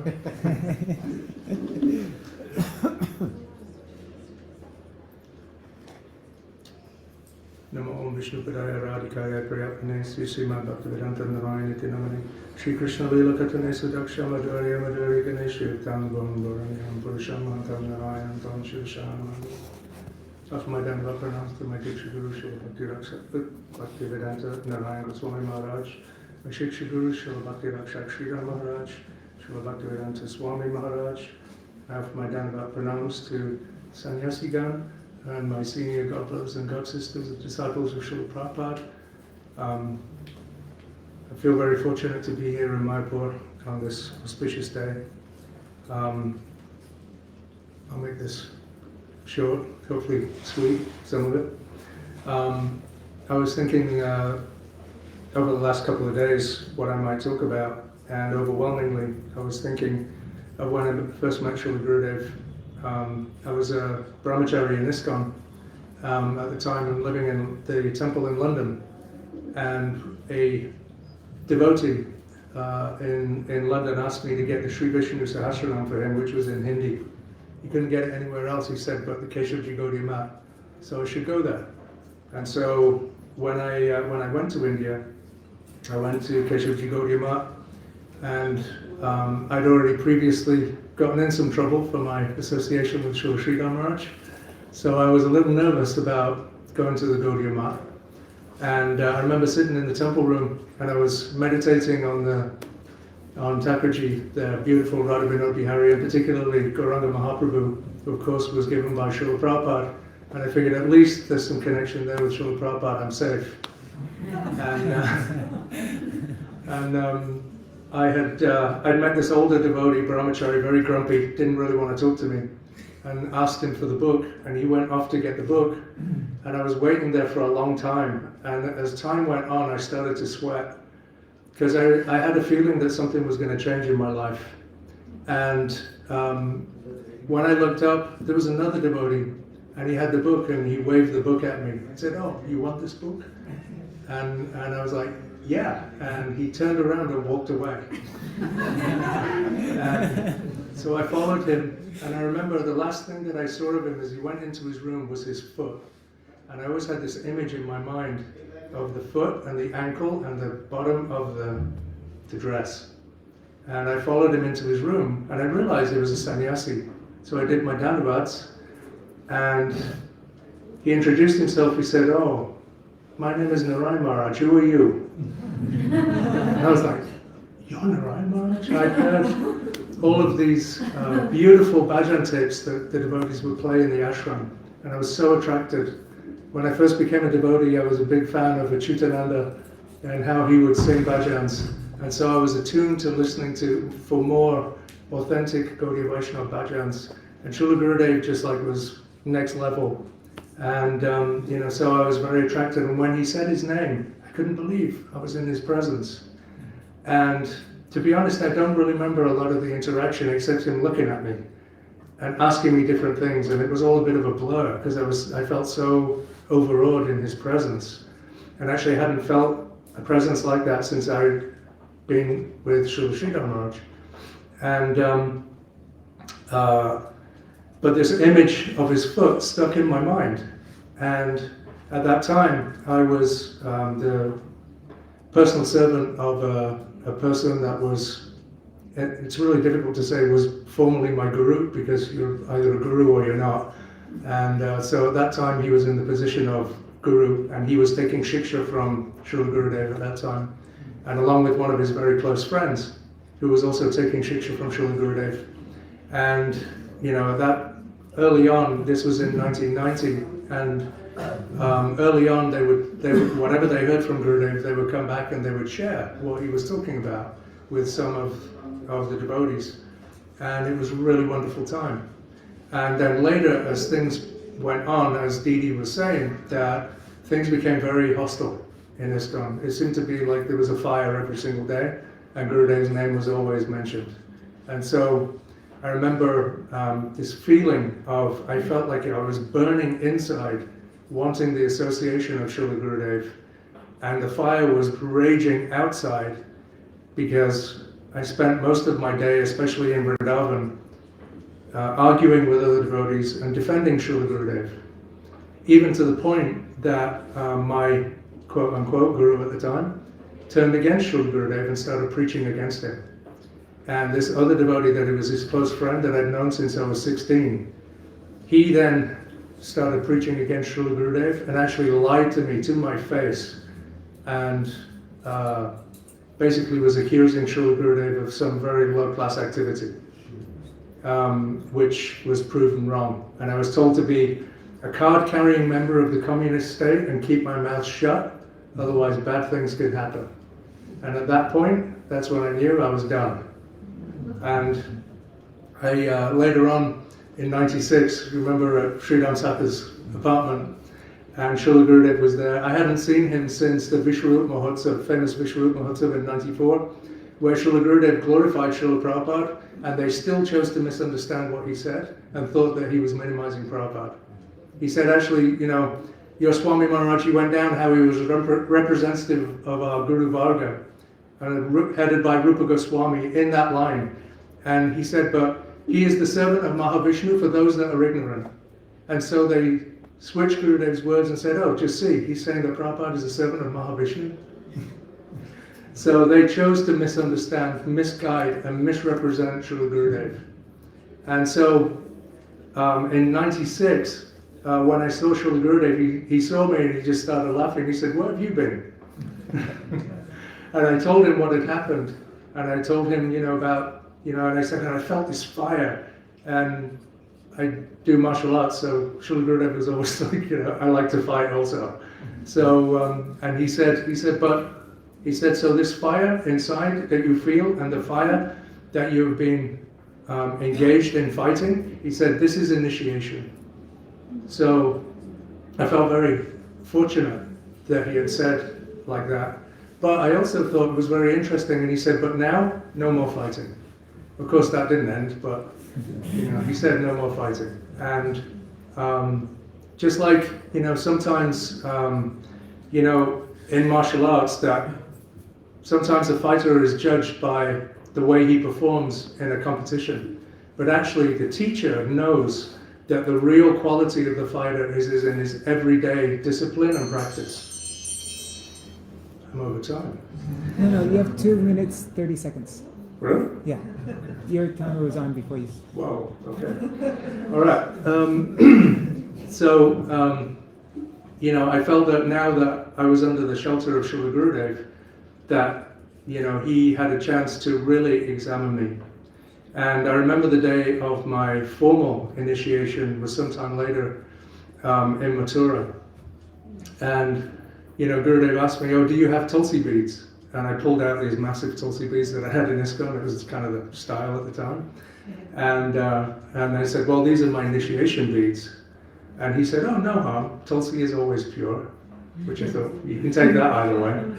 And so anyway, I went and I got some different beads. And I went for initiation. And Gurudev, as I was walking in, Gurudev stopped me and he said, he said, he mentioned my former guru by name. He said, you should never say anything against him, never criticize him. He said, you should be grateful because he has given you so much in Krishna consciousness. And at the time, I thought about how much, that meant how much he'd given me, and I should be grateful because of everything in the past. But what I found over the years was that it kind of locked me into thinking about him in that way as kind of a progression to where I came to Srila Gurudev. But this morning it kind of struck me that actually the feeling, and possibly what Srila Gurudev meant, is that by the fire that you were involved in and how you had to make that choice because he chose to go against Srila Gurudev, that actually that was the greatest blessing. Sort of almost like, in a mundane relationship, if your girlfriend cheats on you, simultaneously you're kind of upset, but you're actually kind of glad, and it enables you to kind of move on.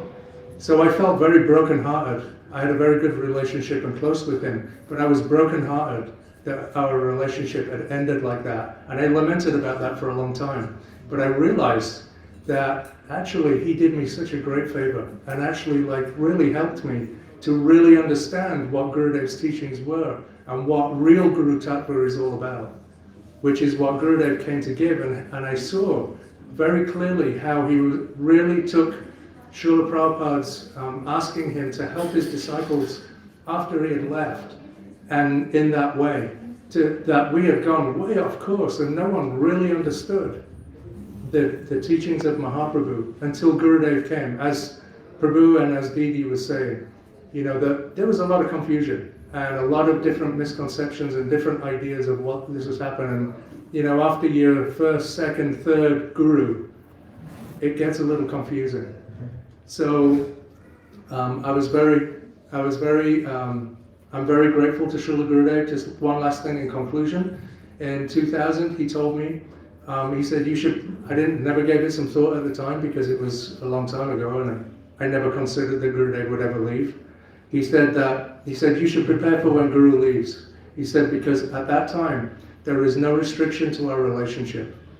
So, in that way, I just want to say in conclusion that we're very fortunate to be in this position, that there is now no restriction in terms of time, space, to develop our relationship with Gurudev and receive his mercy. And I hope that you'll bless me that I can actually become a disciple of our Srila Gurudev. Srila Gurudev ki jai. I'll check out those When I first met Sadhu, he was sharing a house with one of the devotees who helped bring to the movement to the Guru. And I was amazed at Sadhu's one parapet. They were huge. I want to take this time to bid you all to not speak today. There's an unprecedented 7 sannyasis here today. So I would like to borrow my time out. I want to hear from these sannyasis. One thing I want to say though, a couple of the devotees here today were in Vrindavan in 1999 when our Nityalila Pravishta Om Shishima Bhaktivedanta Narayan Maharaj received from all the Pandas in Vrindavan the title Yuga Acharya. Hare Krishna. Hare.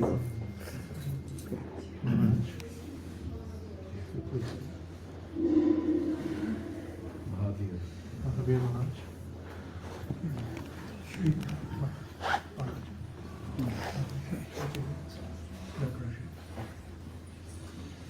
Sripad Mahavir Maharaj will speak now, followed by Sripad Tumasvi Maharaj. Tumasvi Maharaj. Sripad Maharaj.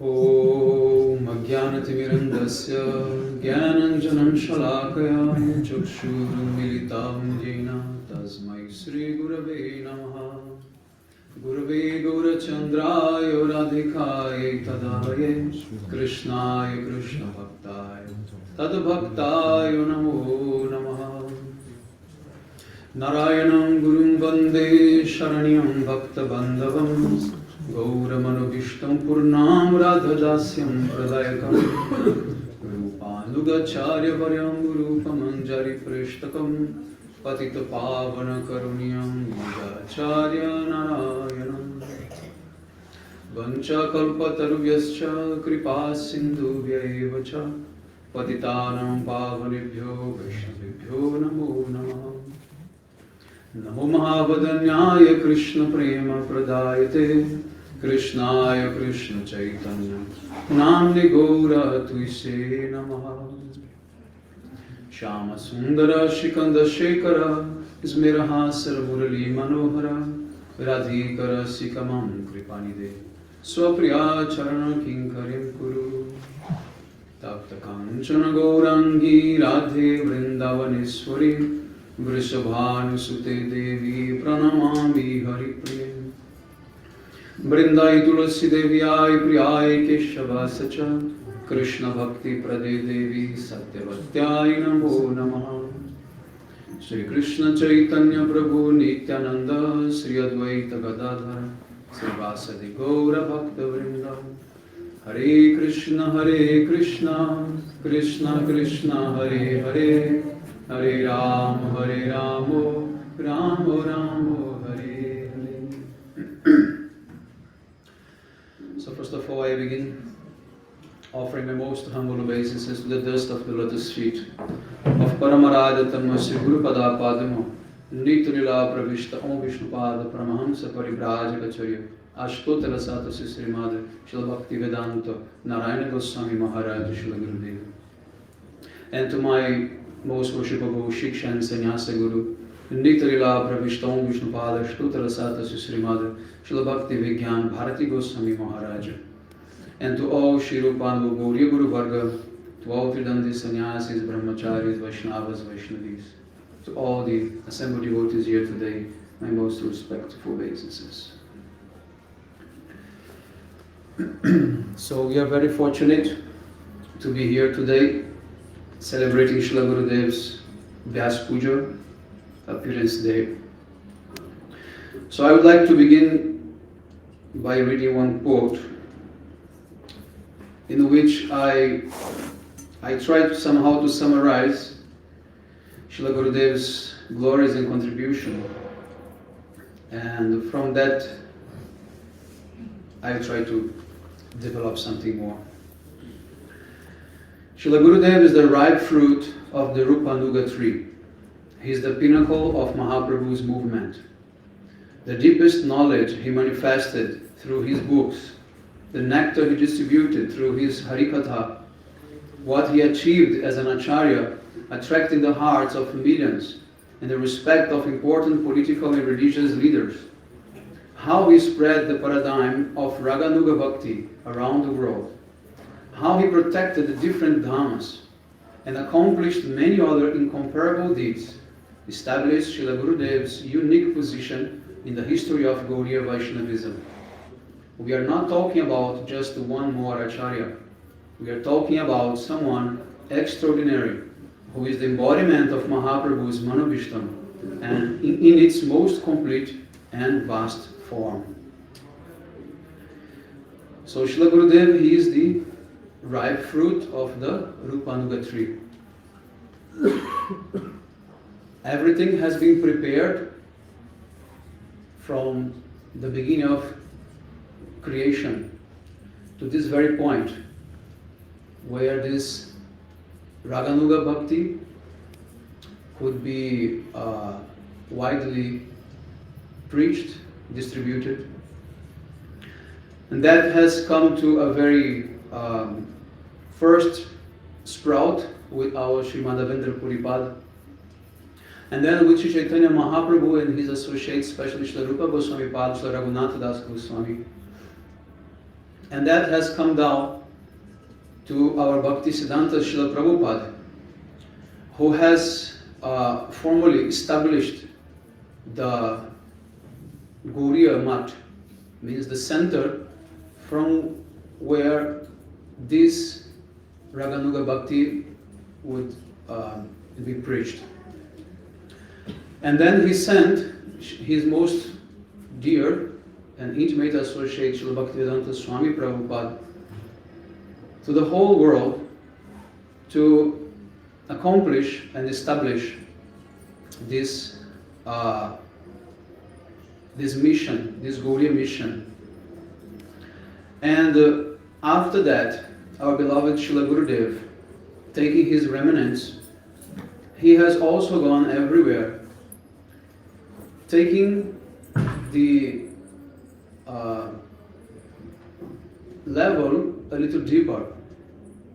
So we are very fortunate because Srila Gurudeva, he is from one side holding the hand of our Param Gurudev, Srila Bhakti Pragyana Keshav Goswami Maharaj, who himself has established the most beautiful and complete form of Godhead, which is Radha Vinoda Vihari Tattva. And from the other side, he is holding the hand of our Srila Prabhupada, Bhaktivedanta Swami Maharaj, who is the one who has fulfilled Sri Chaitanya Mahaprabhu's Manobishtam, Mahaprabhu's prophecy, that one day his name will be preached and propagated all over the world. So therefore, Srila Gurudeva, he is the ripe fruit of this Rupanuga tree, because Gurudeva is taking all this very fertile ground to be able to speak what none of them were able actually to do in such a way, in such open and profound way as Srila Gurudeva did. Of course, I'm not going to separate Srila Gurudeva from the Guru Parampara. Srila Gurudeva was only able to do that because our Guru Varga prepared everything. But that is his speciality, that is his glories. And history cannot be changed. History only happens once. And those who are able to recognize Srila Gurudeva's glories, Srila Gurudeva's speciality, they are very fortunate. Because, as I mentioned, Srila Gurudeva is not just one more Acharya. He is someone who has actually manifested the second Manobishtam of Chaitanya Mahaprabhu. That is Raga Marga Prachar, means to preach Raganuga Bhakti, Raga Marga. So in this way, I have no words to calculate my fortune and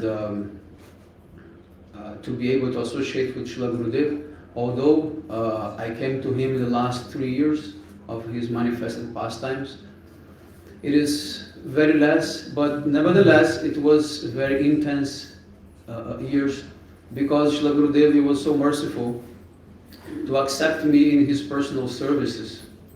So therefore I was able to be in his intimacy for many, many times, till his last moments in his sickness pastimes in Delhi and Vrindavan, Govardhan. So, and I had the opportunity to witness Srila Gurudeva in so many special moments. And although he used to be very heavy with brahmacharis, Srila Gurudeva's mood, very heavy. There are many stories in Mathura how he used to beat with whatever he was having near to his hands, the brahmacharis. It means danda, umbrellas, shoes, whatever. Otherwise his own hands only. But with me things were different. He was never heavy to me. He was always very, very sweet and very, tolerant. Maybe because I was not able to actually take that chastisement. So I think he knew that my, weakness of being a Western person. Once Srila Gurudeva, he was having some Western devotees around him, and then he was talking about how Western devotees are very sensitive, to chastisement and things like that. So he pointed to the Indian brahmacharis and he told, you see, those boys, I can chastise, I can beat, I can kick them. They will never leave me. But you people, if I pinch you a little bit, you're going to go very far away from me and far away from bhakti. So in this way, Gurudeva was very, very sweet with me all the time. And one time, we were coming after a program, stage program in Canning, Piali, here in West Bengal. And I was following him to his room. And then Madhav Maharaj told me, you stay here with Gurudev, I'm going to do something outside. So Srila Gurudev, he was sitting on his bed and he started to pull out of his pockets a lot of money from the pranamis. And one of my services was to count his money. Sometimes we had mountains of, rupees, especially parikrama time and many things. So I just laid myself on the ground and put my arms on his bed. And while he was pulling the money, I was trying to, put all the bills together and count. And he was also counting. We were counting together. But I was putting all the bills, upside down in whichever order it was coming. I was just putting them together with the same value. But then I noticed that Srila Gurudeva, he was carefully putting all the bills in the same position. Means Gandhi's face must match with the next Gandhi's face. That is like a bank, a standard.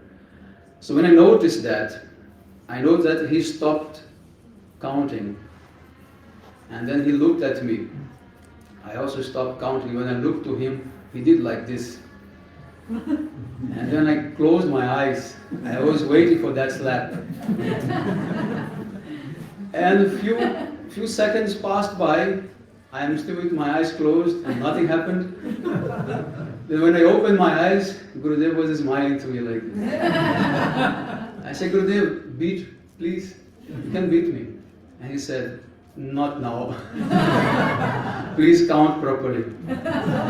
I say, anyway, I wasn't fortunate enough to have his slap, which is actually desirable, by any bona fide disciple. So anyway, in this way we had many few sweet interactions. One time I remember in Mathura, I lived there for 2 years, and as soon as I arrived, Srila Gurudeva had his bookstall at the very, near the gate, closed for a long time. So then someone told him, oh, why don't you put this boy to take care of the bookstall? He's an honest boy, he's qualified. And Gurudev looked at me and said, can you take care of this bookstall? I said, yes, I can try, Gurudev. He said, can you keep all the accounts, everything proper? I said, I can try. Okay, now you should take care of the bookstall. I said, okay. So I went there, everything was messy and dirty and everything. So that was around April, around Ram Navami. So after Ram Navami, Gurudev would leave to the west and come back for Janmashtami. So I had like 3 months in between. So we made everything ready, everything beautiful, we painted, we arranged everything nice. I was distributing books, selling many books, many things, sometimes going outside, as he also instructed me to go around, Mathura, this Vishram Ghat in Jamuna, and sell his books. So when he returned, I was thinking, I will leave this bookstall open. So as soon as he entered Keshavji Gauriya Mart, he would see the bookstall. It was in the morning, early morning, 7 something in the morning. Big Sankirtan, many devotees waiting for Srila Gurudev to come back. As he was passing by the corridor, he was actually unable to look to the bookstall. So much thing going on. But I thought, oh, it can be like this. I want Gurudev to see first-handed this bookstall. So as he was passing by, I called Madhav Maharaj. I said, Madhav Maharaj, the bookstall.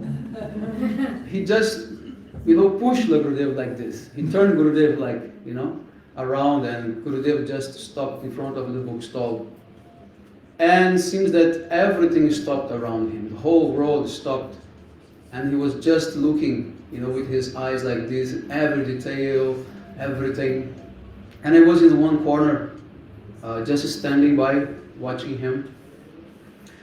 And as his eyes was going around like this, then his eyes fell on me. And he looked at me for a couple of seconds. And he was holding a rose in his hand that someone gave him on the way. And then he looked at me very deeply with his blue eyes, and he just gave me that rose. I was shaking, I couldn't, understand, believe that. So I took that rose as a gift of his appreciation for that small service. But how Srila Gurudeva, he regards his books. He gave his life, to translate, to publish those books. So for him, this is not a small thing. I can't measure how much important for him is his books. But for that, I could understand, because I am so insignificant. I haven't done anything so important, just to make things clean and properly displayed. But he was so happy, and he gave me that rose, and I kept that rose, I laminated that, to preserve for longer, So, okay, how much? No? Okay. Mistake. Okay. So, yeah. So in this way, how much Srila Gurudev gave his life to print his books. And he often used to say that, I want my disciples to distribute my books as Srila Swami Maharaj also had his disciples, how he wanted his disciples to do. And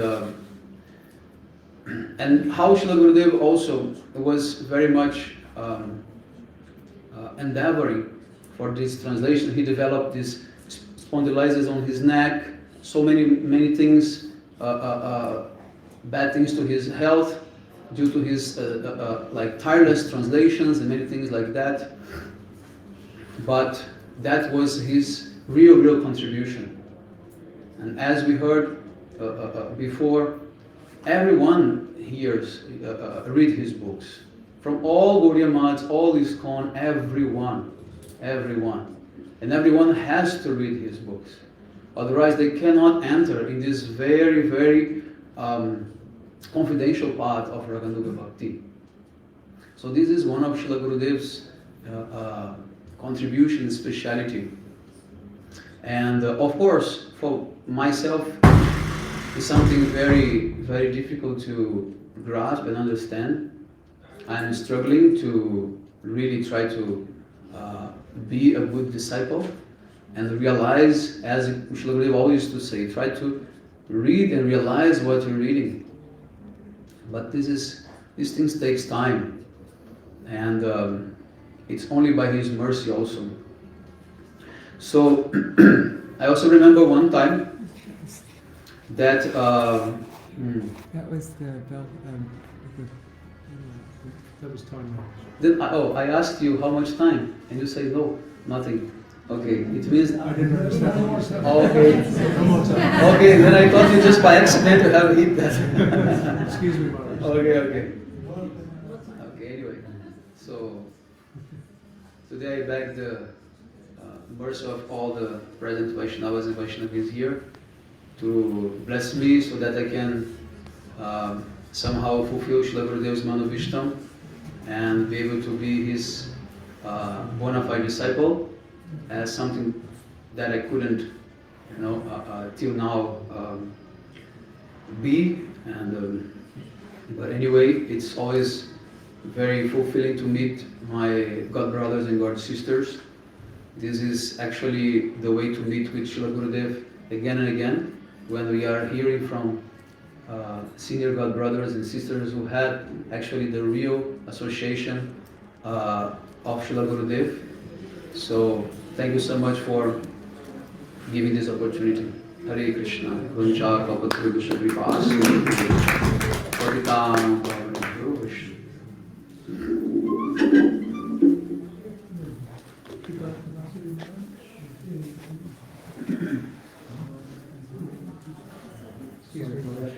Go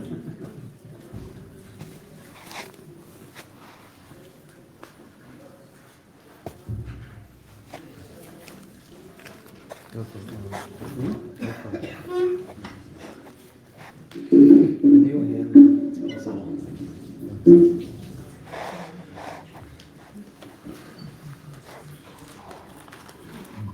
Om Jnanatimarandasya Jnananjana Shalakaya Chakshulamitam Jena Tasmai Shri Gurave Namaha Shri Krishna Chaitanya Prabhu Nityananda Shri Advaita Gadadhara Shri Vasari Gaura Bhaktarinda Hare Krishna Krishna Krishna Hare Hare Hare Rama Rama Rama Hare Hare.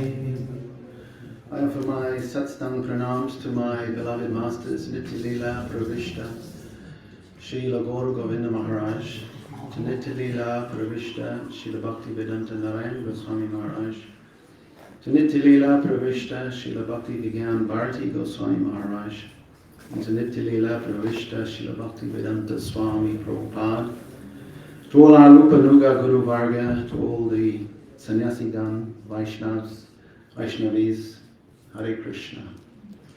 Prabhu, could I have that glass? My throat is very sore.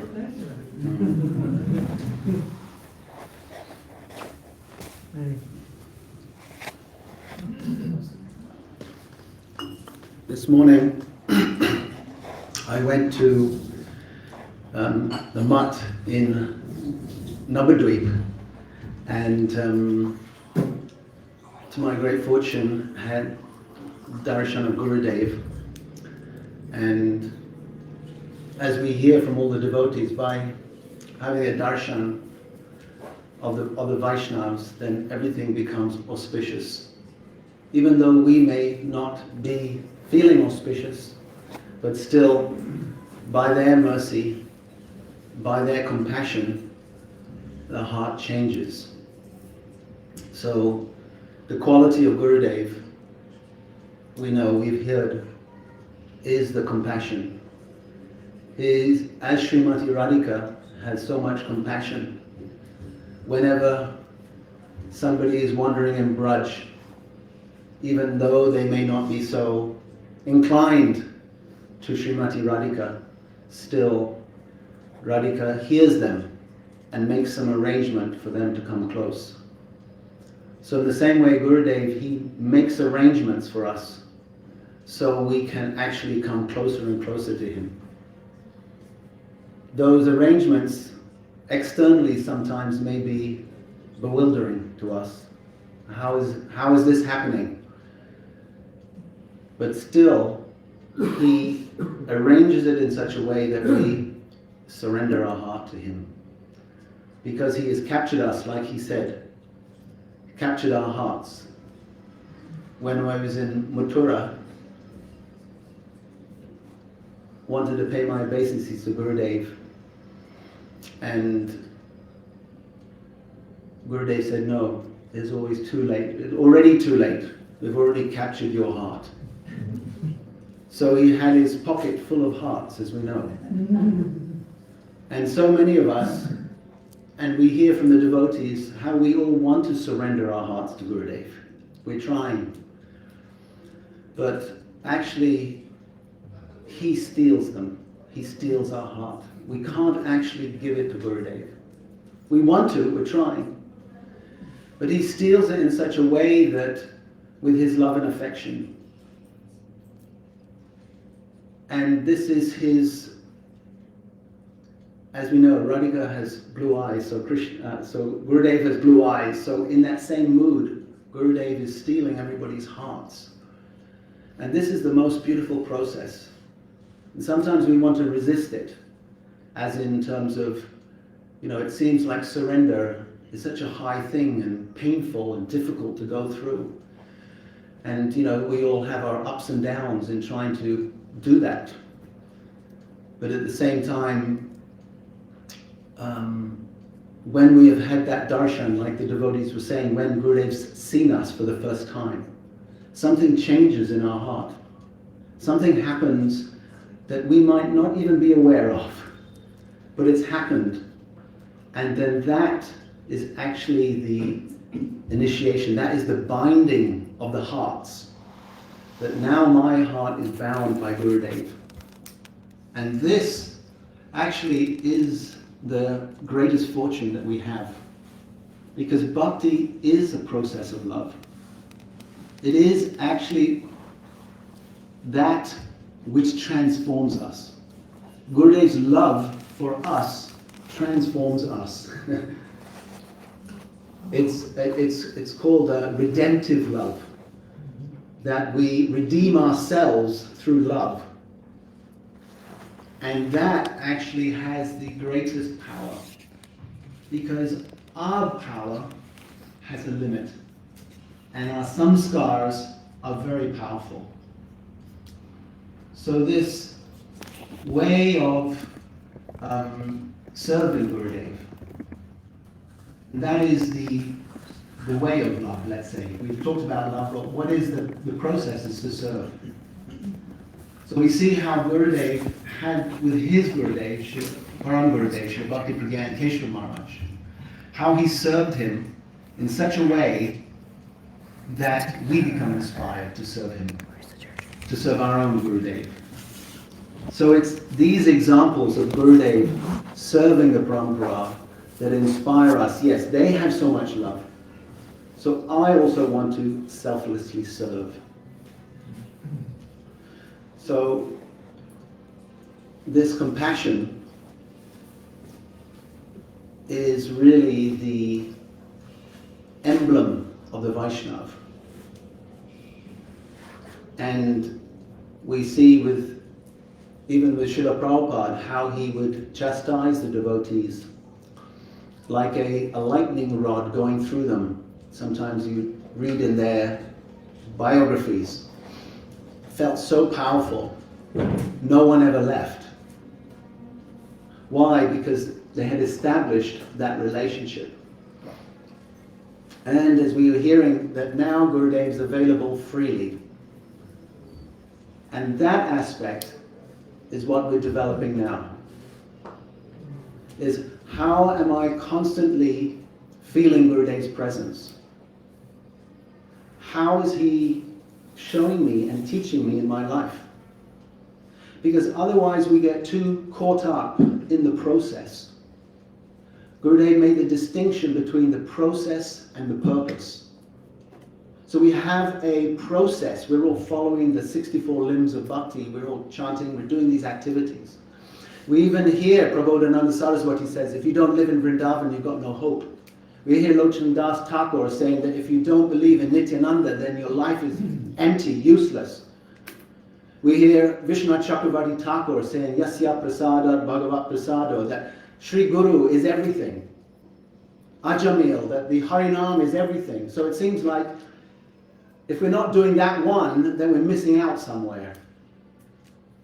But actually what they're saying is underneath that, is that all these things are important. Why?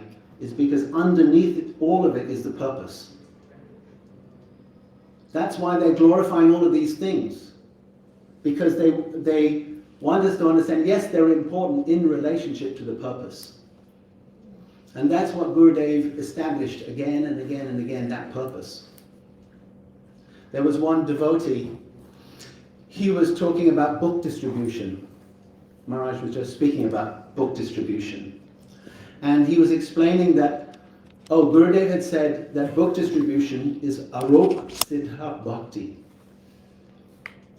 And then Gurudev gave the class that night and called that devotee up. And he said, you have been saying these things. And he said, yes, Gurudev, that's what you said. He said, I have not said this. He said, you have misunderstood me. And this is a very important point, because even though Gurudev is saying certain things, if we misunderstand his purpose, we'll take those external things and say, this is what it means. But actually he doesn't mean that at all. So he's saying it's arop siddha bhakti, is because if your intention is for name and fame and adoration, then you're missing the whole purpose of the process. Because Jiva Goswami was told by Rupa Goswami to distribute the books. Mahaprabhu traveled and distributed. He brought back what? The Brahma Samhita. And we're hearing how Gurudev gave so much importance to his books. So this point that Gurudev is stressing again and again, that we might even repeat his words, but unless we understand actually what is underneath, and that actually needs to be coming from a place of compassion, in the sense of that harmonizing with Gurudev's mood. And by understanding his mood, then our hearts become aligned with his heart. We become compassionate. And then this process actually can work in our heart. Otherwise, without compassion, it can't actually go in. It gets stuck as an intellectual or some sort of process that I'm following. So the first thing that Gurudev is actually trying to teach us is to soften our heart. And through this, we're then able to understand his words and then actually become closer to our Ishtadev, Srimati Radhika. Because her heart, we know, is so full of compassion. And where does the compassion start often? Is with ourselves. We're often so hard on ourselves. We're so often judging ourselves and negative with ourselves. And this itself is an obstacle. And so as we begin to realize that Gurudev's compassion and love is greater than my negativity, that it has its own power, that even if you think I don't have the adhikar, but Gurudev says it doesn't matter if you think you have the adhikar or not. The process itself is more powerful. So it is actually our dedication to Gurudev to practice, despite ourselves. And yes, we'll start to realize that Gurudev is here, constantly talking to us, communicating to us, encouraging us. And as we pass through these dark nights, we come closer. And this is a manifestation, then really we feel, yes, Gurudev is present in my life. So this aspect of Gurudev we can all relate to and connect to. And again, the point is that we might speak the words of Gurudev, but if the heart hasn't opened and received some of those qualities, then still it will happen. But I'm just saying to be open to the perspective of Gurudev's infinite kindness to us all. So those are some of the reflections I had today in Gurudev's room. Actually, we need to cry to Gurudev. We really need to cry. We need to open our hearts so deeply and just ask him to help us. And in that way, he makes some arrangements. And then we again feel his love and closeness constantly moving through our life. So it's an honor for me to be here today, to be seen by all of you, because I know by being seen by all of you that Gurudev's mercy is in each one of your hearts. And so actually, me sitting here is Gurudev's mercy. And that you're all seeing me, and Gurudev seeing me. All little flowers of that garland. All individual flowers of that one garland.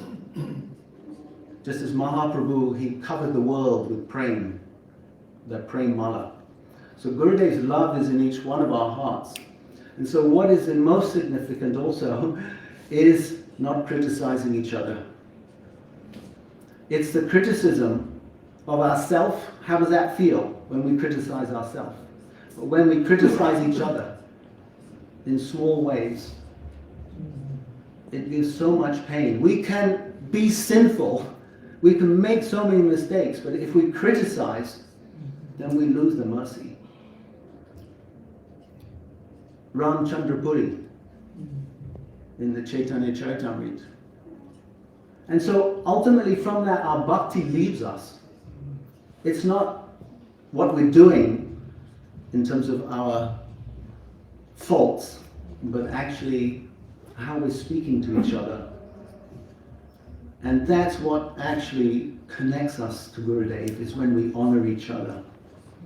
He's so pleased that he feels that indebted in one sense. Oh, he's looking after my disciple. He's taking care, let alone others.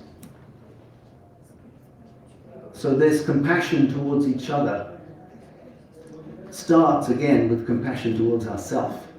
And this not criticizing each other starts with not criticizing ourselves. So these all go hand in hand. So today, maybe we'll all take a vow. That again today we'll make the vow, the commitment. Yes, I'll never criticize myself again or another person. Because that's the beauty, isn't it? Each day brings another opportunity. So we make that commitment today that yes, I'll never again criticize another devotee. As in terms of in malice, this is what I'm talking about. And feel compassion. Gurudev's compassion on us and towards others. So I talked on compassion, forgiveness, feeling the mood of Gurudev's heart and connecting with his mood, and even that we may be following a process, but underneath the process is the purpose. And that purpose is more important. And if we don't soften our heart, we'll do all these things, but the actual purpose will not be fulfilled. Well, it will be, but in some time. Gaura Premanandi, Hari Hari Bo, Srila Gurudeva Ki Jai. One time Gurudev walked into the room and sat down and he said, "Where's Mula Prakriti? Where is she?" And Mula Prakriti stood up and he said, "You have something for me?" And she began to cry. And Gurudev said, "Yes, that's what I want."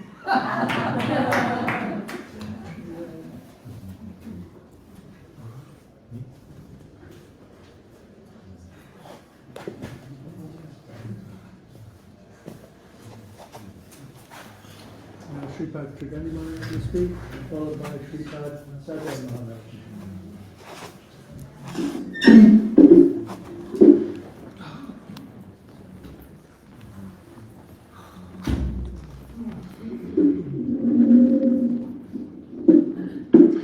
Gurve Gaurachandraya Radhikaya Taralate.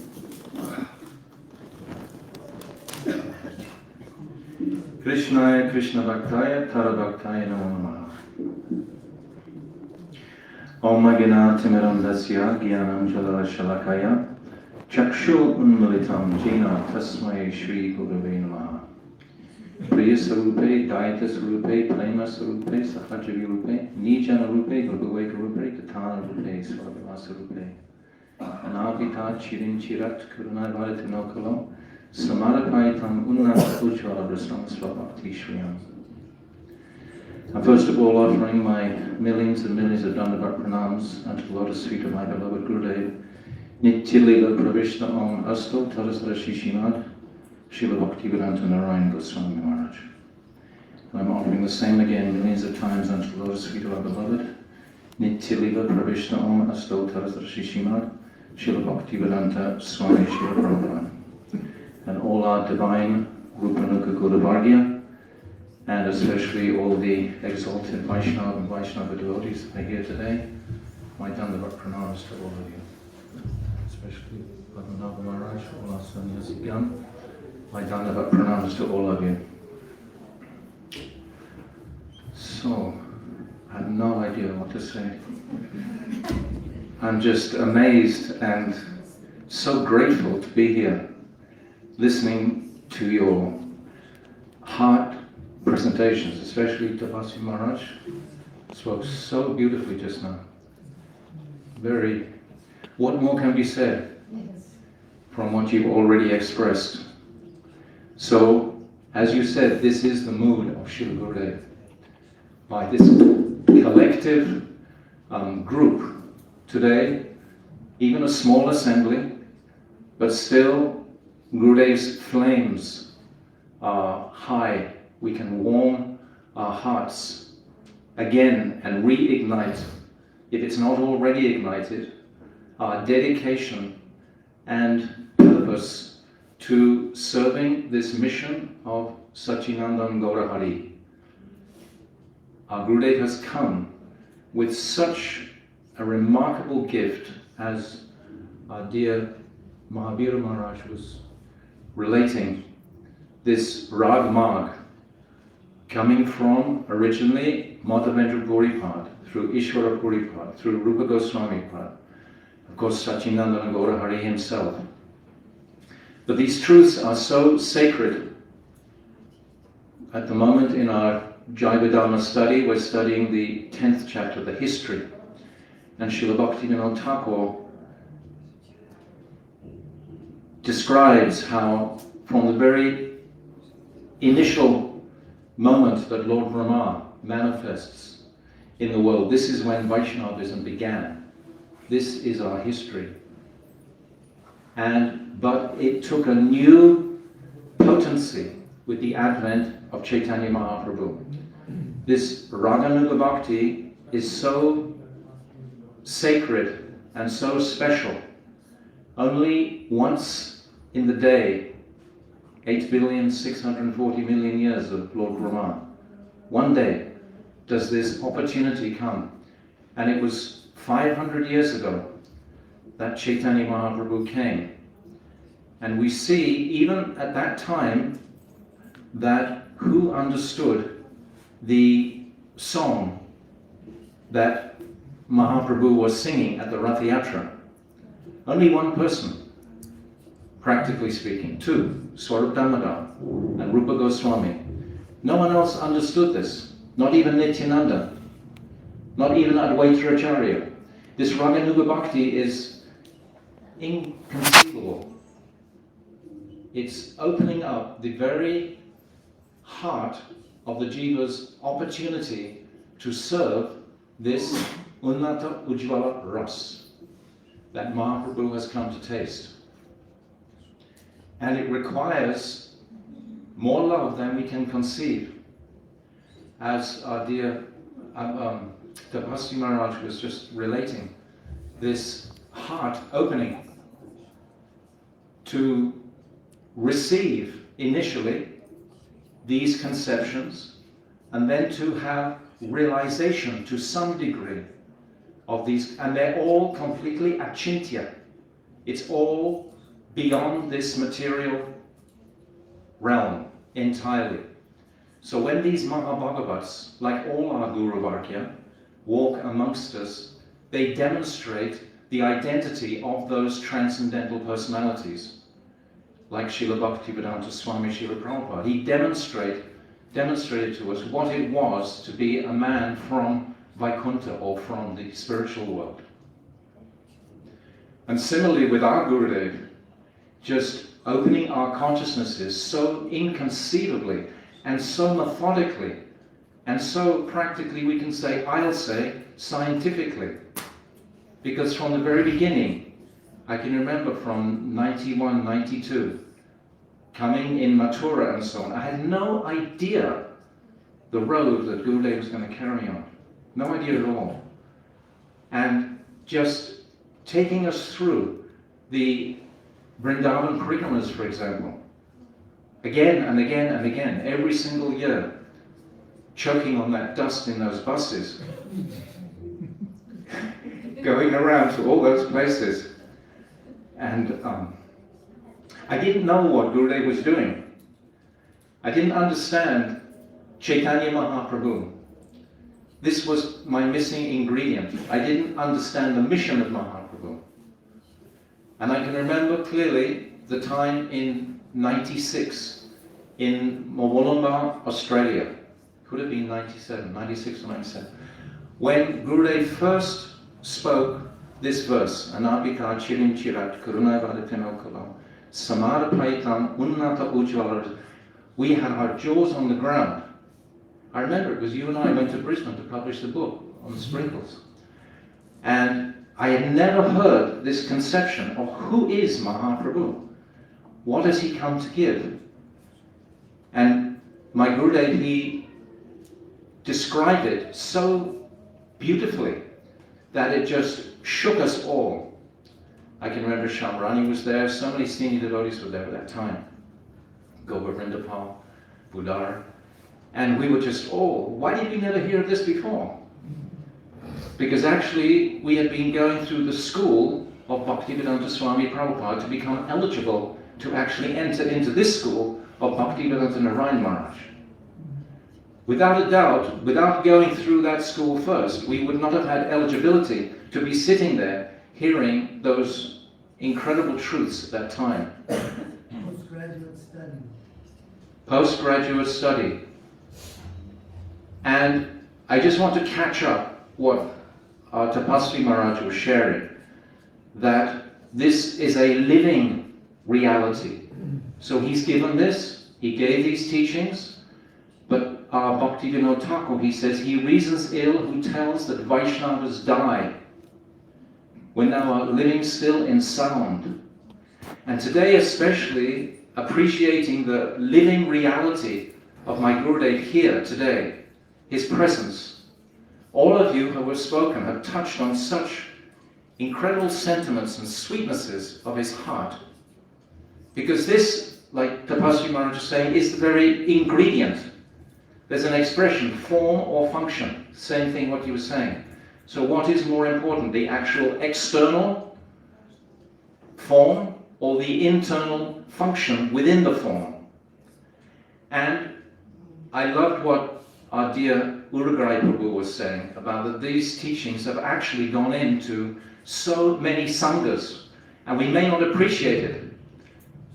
I appreciate it to some degree, but not sufficiently. I haven't met enough people who have been caught up with Gurudev's teaching, but it's encouraging to appreciate how my Gurudev's teachings were not just insular to one particular sangha or group, but actually through his books, they have spread out all over the world.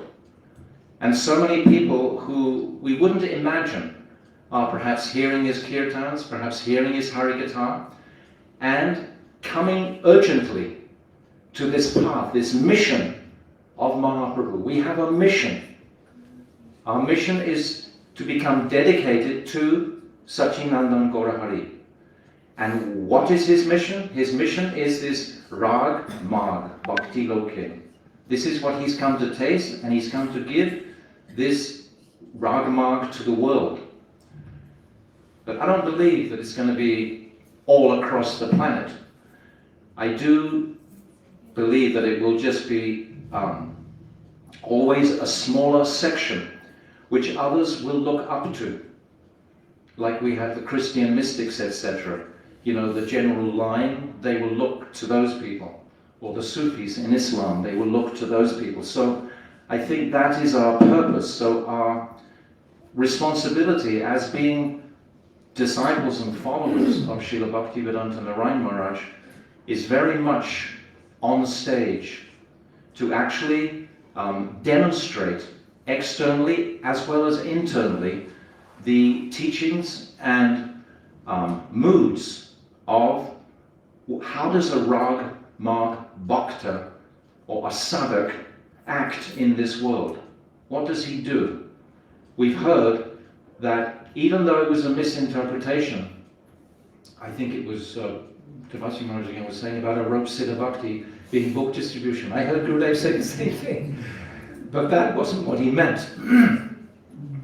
And he understood that that devotee had taken it out of context. If you're just distributing books, like making a living at it, in this way, this has no potency. But if Guru demands that you distribute these books, then it has all potency. Without the ingredient of Guru's direction, then it has no potency. So, I woke up this morning and I was thinking so many different pastimes about Gurudev. It was like they were just tumbling through my mind, one after the other, after the other, after the other. And then it was like, for me, another small miracle happened. It's these small miracles that really ensure our shraddha in Gurudev. My friend Urugai today, he asked me a very nice question. He said, how do the devotees, how does Krishna interact with people who are not on the transcendental level? Krishna is Satchitananda Vigraha. So Krishna is dealing with so many different personalities in the world, etc. So how is he relating with those people if he never comes into this bodily, earthly consciousness? So then I congratulated him on a good question. And at the time when he wrote it, I wasn't sure of actually how and then I shut the phone off, and immediately Gurudev's face was in front of me, telling me very simply the answer, the beautiful, sublime answer that Gurudev himself has taught us. In the assembly, in the 43rd chapter of the 10th canto, in the assembly, watching the Chanura and Mustika in the arena, and how did those 8 different types of people view Krishna, all according to their adhikar. That's how they viewed Krishna. So it wasn't like Krishna was transforming to actually interact with those people's adhikar themselves. But to me, this is the detail of it, but the actual mood of Gurudev's moment by moment utter presence. He reasons ill who tells that Vaishnavas die when thou art living still in sound. The Vaishnavas die to live, and in living try to spread the holy name around. So this mood of the living reality, the living desire to come forward under the shelter of our Guru Vargya and support Sachinandan Gaurahar's mission into the future. Because it has to be done, because there was a time, I remember one very senior devotee, she was telling us that she had heard Gurudev say, these teachings are not going to be around for more than 200 or 300 more years.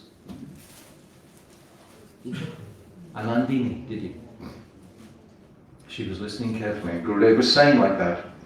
Because this is they are esoteric teachings, and for the heart to transform and to accept these teachings is like a huge quantum leap for the consciousness, really, when we really come down to it.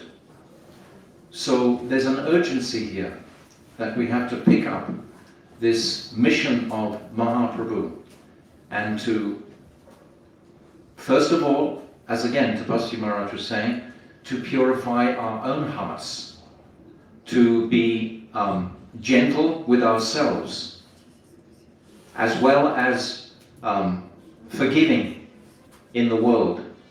Bhaktivinoda Thakur describes that this forgiveness, it comes between the qualities of compassion and humility. If you have humility, it means I am humble. the onus is actually on you. Oh, I am humble. And if we have compassion, the onus is on the object of our compassion. So it's like two extremes, so to speak.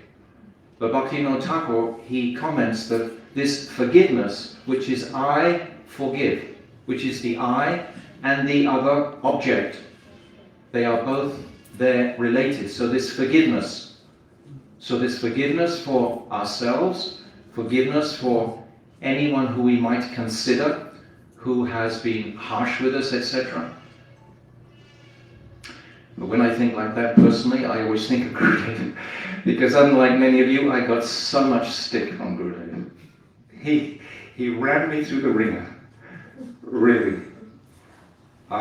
Because I was living in India, and he seemed to consider that I was, should be dealt with as all the other Indians.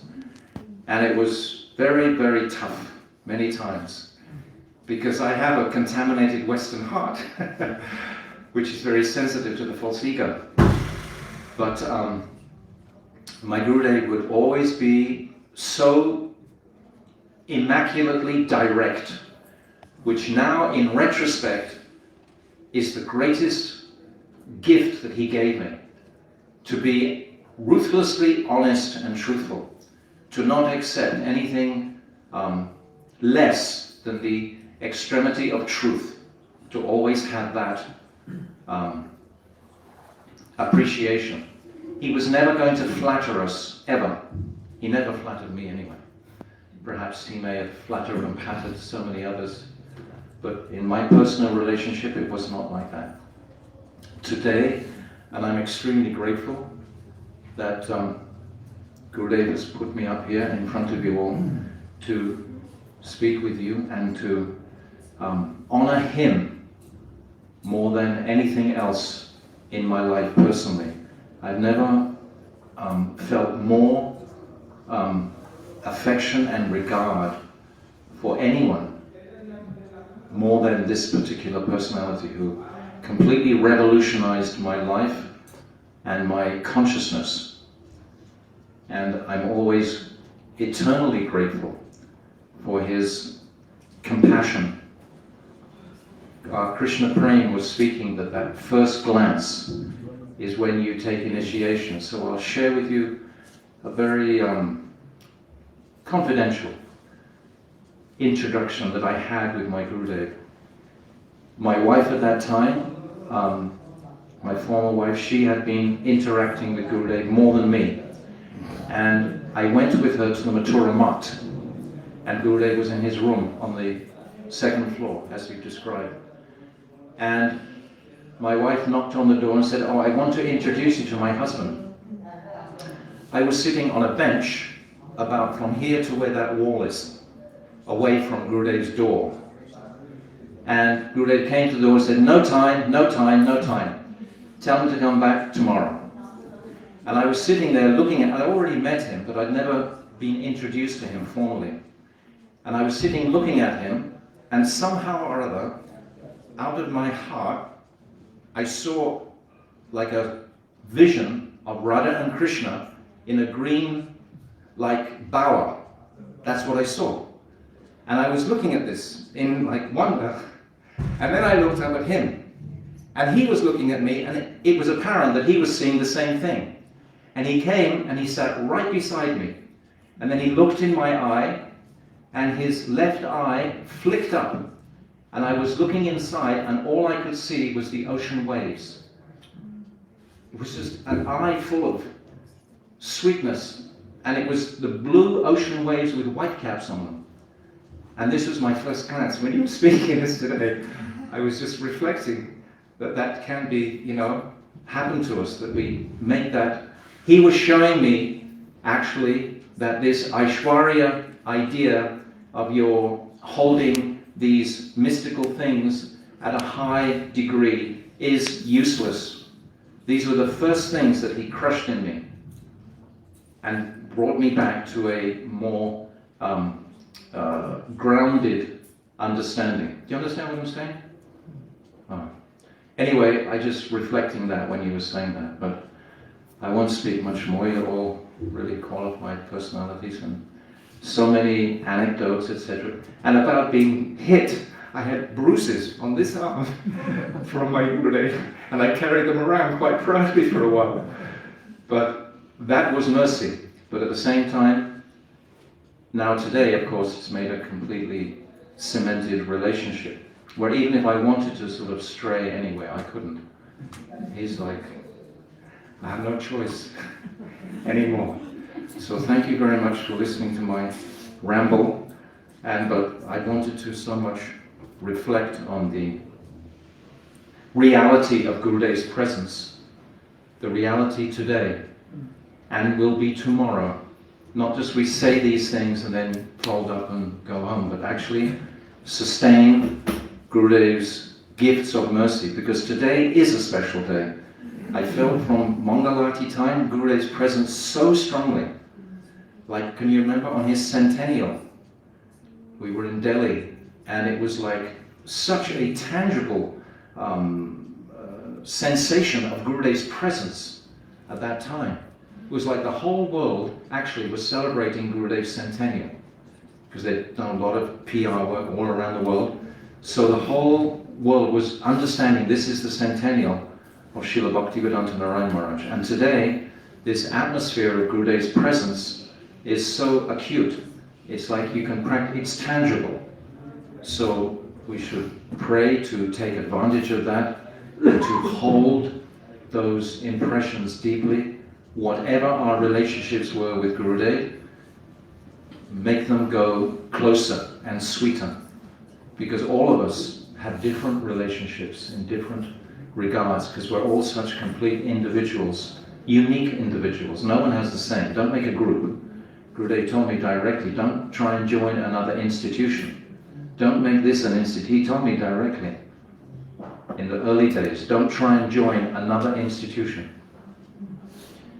But be yourself in relationship to your Gurudev and your Nishtha. As our dear Didi was saying, this Guru Nishtha is the backbone. There was never a day when Gurudev didn't mention that. And never a day when he didn't mention Trinadapi Sunichena. Do you remember perhaps the time in Radhakund? He called us all at the Radha Damodar temple as you enter into Radhakund. Our dear Padmanabha Maharaj will remember. And he sat us all down because we were in the Babaji land, right? In Radhakund. And he said, now I'm going to give you all your Siddha Pranali. Maybe you were there also. And he said, Trinadapi Sunichena, Tarodapi Surishana, Amanina Manadena Kirtanya Sadari. So this is our Siddha Pranali. So if we hold to these qualities, this is going to be our strength in sharing these truths with the world. We need these strengths in the world, these qualities. These qualities ultimately are transcendental qualities. We need to develop these transcendental qualities, and then our transcendental self, our soul, will be connected. So I'll stop there. Vanchakalpatarubhyascha, Kripa Sindhavevacha, Patitanam Pavanibhyo Vaishnave Namaha. Please forgive me for any offenses I committed to anybody. I'm just appreciating all of your company. Hare Krishna, Hare Bol.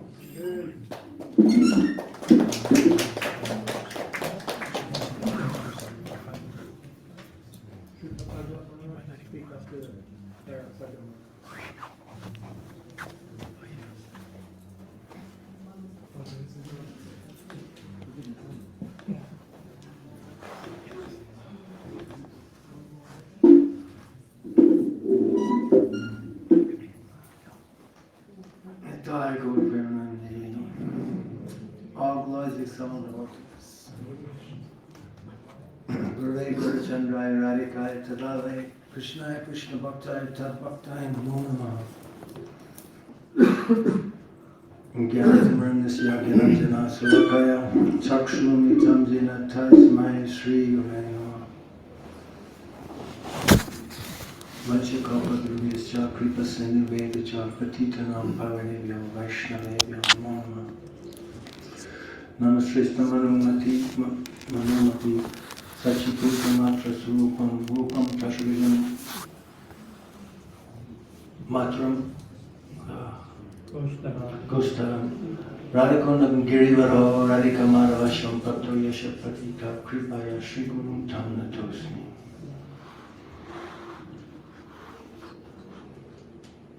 Shri Rupa Shri Sanatan Vataragana Shri Jiva Gopala Vata Dasragana Namo Mahavaranaya Krishna Prema Pradayate Krishnaya Krishna Chaitanya Namane Gaur Tushe Namaha. Shri Krishna Chaitanya Prabhu Nityananda Shri Advaita Gadadhar Shri Vasili Gaur Bhaktivinoda. Hare Krishna Krishna Krishna Hare Hare Hare Rama Rama Rama. My Dhamma pronounced unlimited times on the lotus feet of my beloved Gurudeva. Nitya Lila Varishma Master Tarasati Shishma Shivaktiranta Swami Maharaj Shri Prabhupada. And equal number of Satana pronouns unlimited on the lotus feet of my sannyas and Shiksha Guru Maharaj's Nitya Lila Varishma Master Tarasati Shishma Shivaktiranta Narayan Goswami Maharaj. And Nitya Lila Varishma Master Tarasati Shishma Bhaktivedanta Rama Goswami Maharaj. All of our Rupa Nupa Guru Varga in the line of Sri Chaitanya Mahaprabhu. With some of Vaishnavas and Vaishnavis. Tridandi Sannyasi Gam Dhanava Pranams.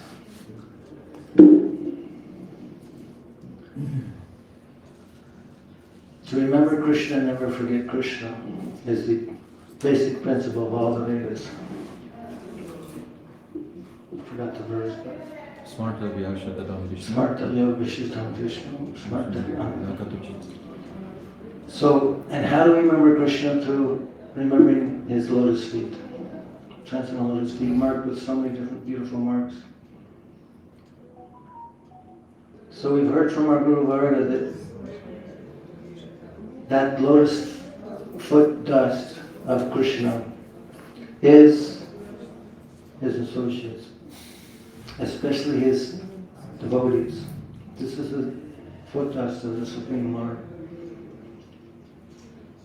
And the foot dust of the pure Vaishnava is all of his followers and disciples. We appreciate and glorify Krishna by glorifying his associates, his dham, his transcendental pastimes. And we glorify the Sudha Vaishnavas. Like today we're glorifying Srila Bhaktivedanta Maharaj. He has said that all of the previous acharyas are manifest within the present acharya. And he exhibited that so much. A complete consensus of all previous acharyas. Acharyamam Vigyanam Navande Jeta Karachit Mabhuti Martyabhuta Ashwinita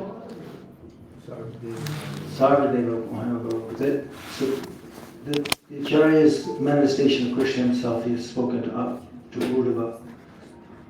Never disrespect him and see him as an ordinary personality. He is the sum total of all the demigods. So many of us were there when we saw Srila Bhaktivedanta Maharaj receive the Yuga Acharya Award. So I'm seeing, as I'm speaking, the foot dust of that Acharya is his followers and disciples.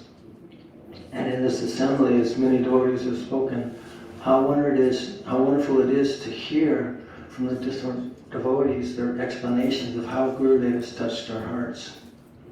And how that goes deep into our heart too, when we see that manifestation in so many personalities' hearts. He completely transformed and changed our lives and brought us the level. As we spoke, the postgraduate study of the Rupa Nuga Varga is spoken by some devotees. Srila Bhaktivedanta Swami Maharaj Prabhupada came as the Acharya to establish Sambandha Tattva in this world. He gave so much more, but that's what we were able to get at that time. And then Srila Bhaktivedanta, Bhakti Raksha Shri Maharaj And to some extent, Srila Gurudeva Maharaj gave us that Abhideya Tattva. And how then, as we were growing and becoming more qualified, etc., then the Prayojan Tattva, the ultimate goal, was given by Srila Bhaktivedanta Maharaj, Prem Prayojan, that highest goal. So in this way, these acharyas are working like a team to mold our hearts in such a way that we can become a beautiful, fragrant flower or a beautiful jewel that then they offer to their Ishtadev, Nityananda Mahaprabhu, Radha and Krishna. How fortunate we are to be recipients of that transcendental love and compassion that Tabasvi Maharaj was talking about, that we want to imbibe in our own hearts. And in association with devotees such as today, we are feeling that love and compassion of Gurudeva, very much enveloping our consciousness and giving us enthusiasm and courage and compassion to continue on this path with more enthusiasm and confidence. So, also I was reflecting on the previous speakers of children, or who got the flower from Gurudeva. Oh yeah, you got a flower. And some of us got that flower in the form of hits and kicks and slaps, and like myself and Chaitanya Maharaj, wow, I mean some serious slaps, my God, I couldn't believe it. So I'll mix this up with some tattva and some personal. We were in Holland, I think, and Gurudeva would travel throughout the world when his transcendental praying-filled festivals. I really miss my Guru by Ram Shara. I'm sorry he's not here. So in one such festival, actually we were in Germany, and we were going the next day on a flight to Holland. So after he would transform the atmosphere of devotees in attendance with this Braj praying the devotees were speaking about. And that first glance is when he steals our hearts. He sees our hearts. He looks. It said that pure Vaishnava sees the lines on your forehead and he knows 10,000 births. Future and anyway. And he sees our eternal form and he steals our hearts. That is a real time of connection.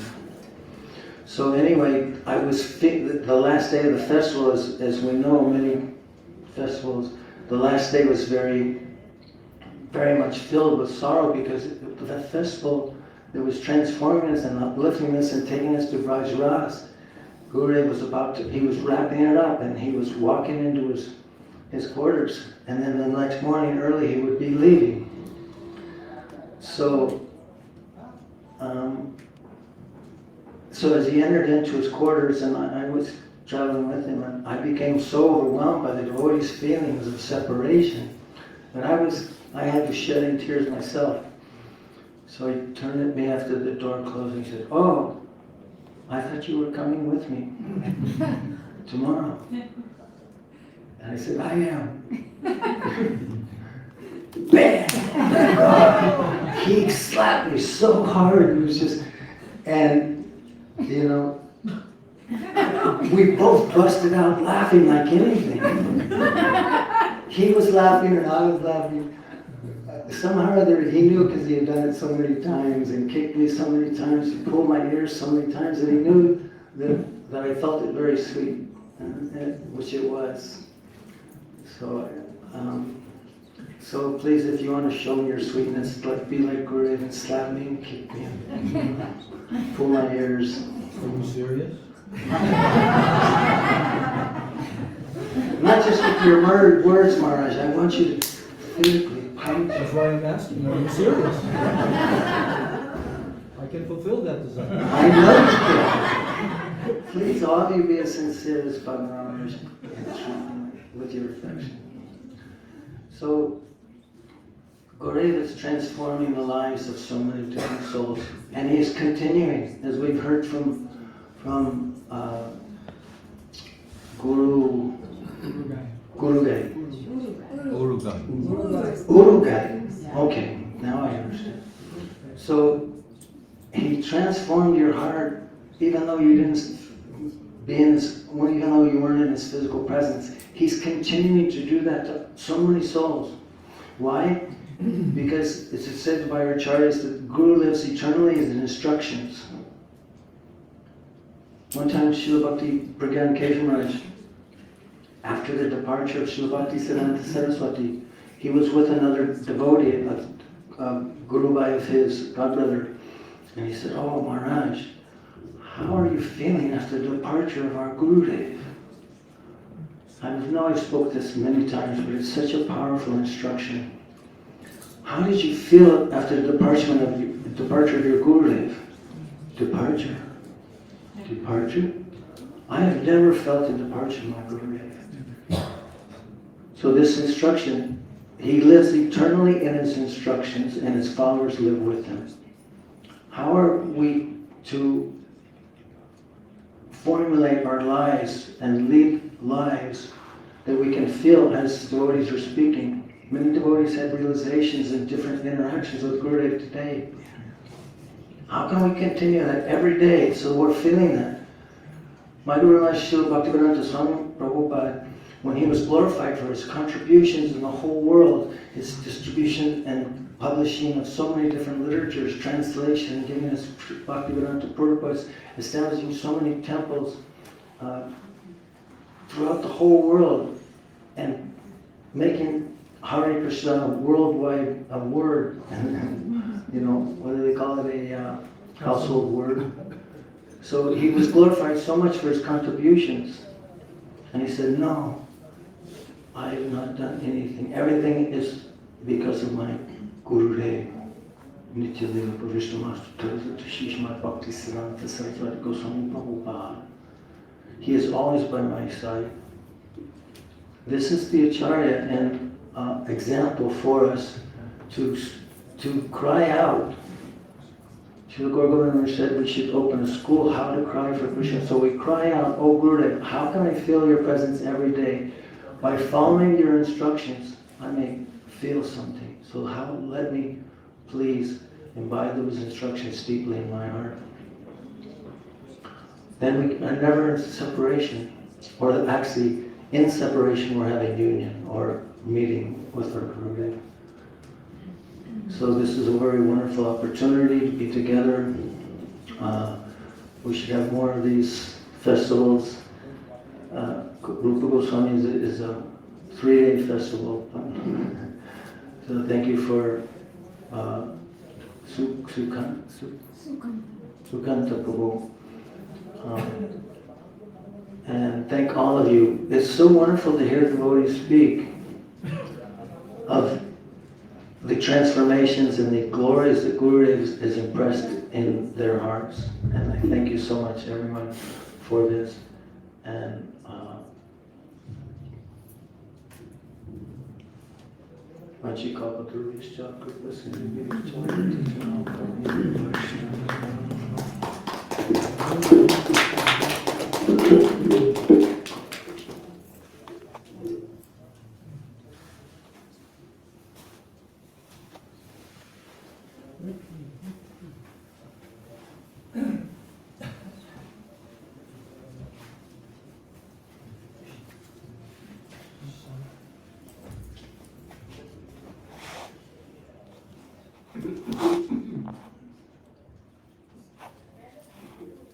Gurudeva, Gaurachandaya, Radhikaya,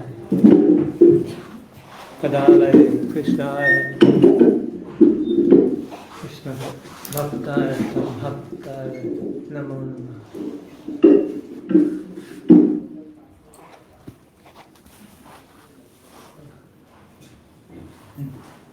Gurudeva.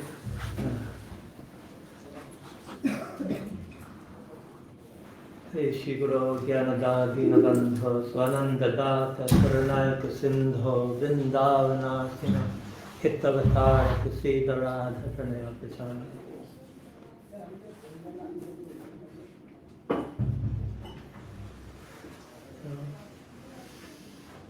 as Sajjan Maharaj saying nicely that about his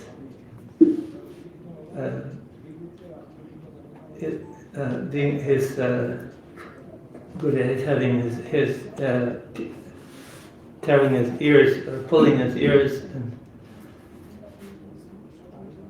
and feeling engaged in experiencing like you could say humiliation or confusion, but after having some such experience like that, then I felt I would feel that this is actually my the real achievement that I've had to be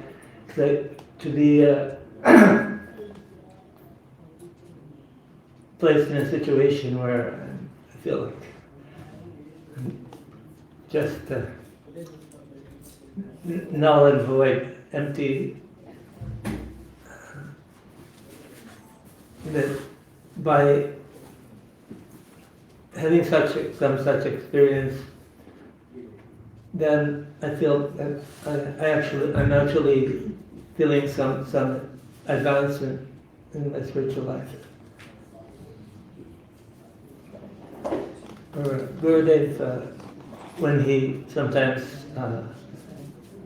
when I was trying to speak something to just before trying to give some talk or whatever, which I'm not so good at, but I remember one instance of Gurudeva.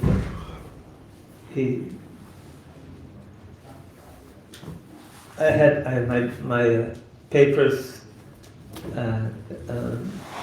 some which I prepared, and then all of a sudden, from behind, Gurudeva grabbed my papers. He said, "I'll help you." But, feeling that I have nothing, and I'm totally without anything to hold on to, then having some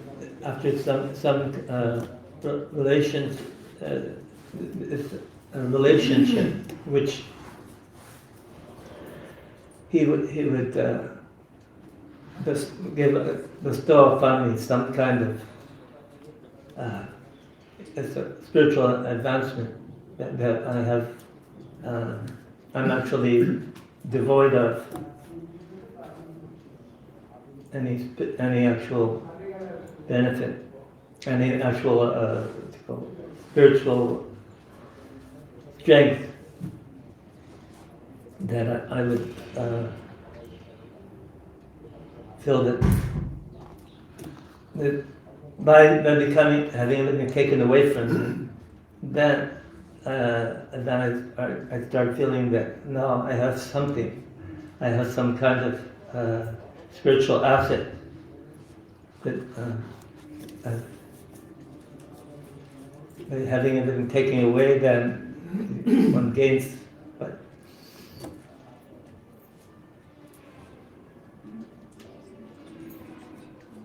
it's a great opportunity, as you were saying, that having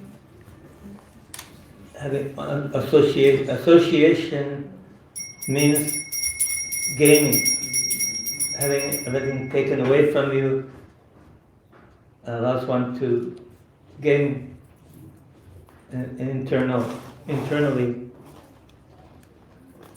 When I remember when I first came contact with him, I would start. I had just done some work in Srimad Bhagavad Gita, editing with the Tridandi Maharaj. That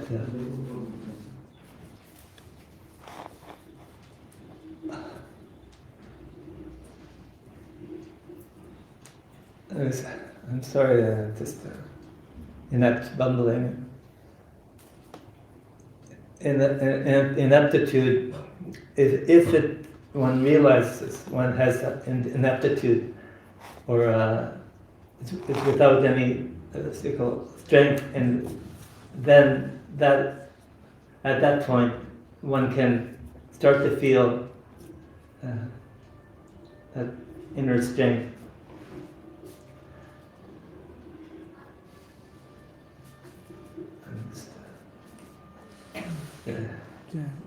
Panchakalpatarubhyascha kripa sindhavya patitanam pavanam yadayashrita.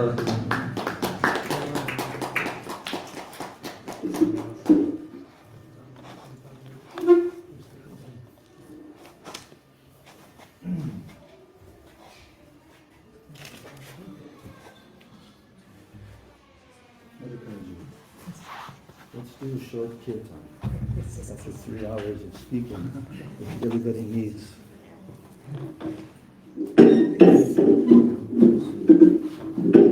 Like you say, Jai Radha Madhava.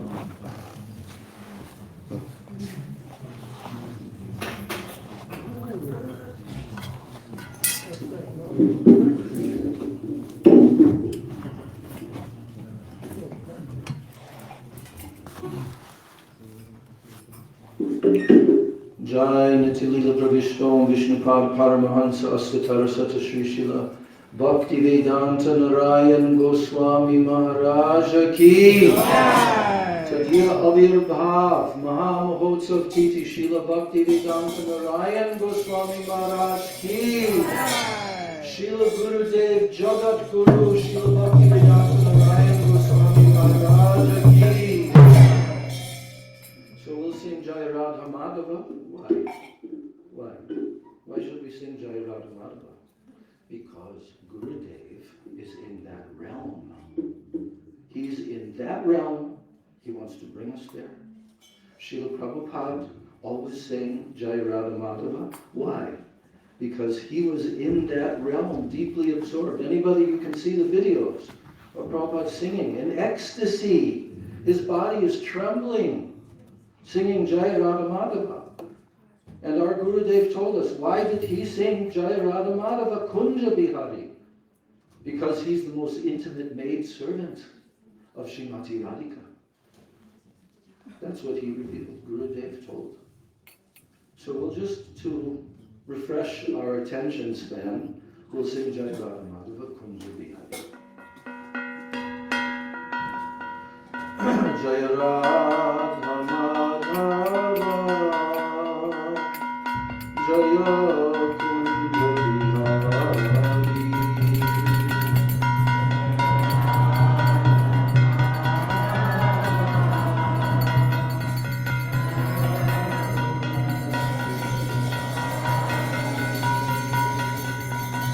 Jaya Radha Madhava Jaya Kunja Bihari Jaya Radha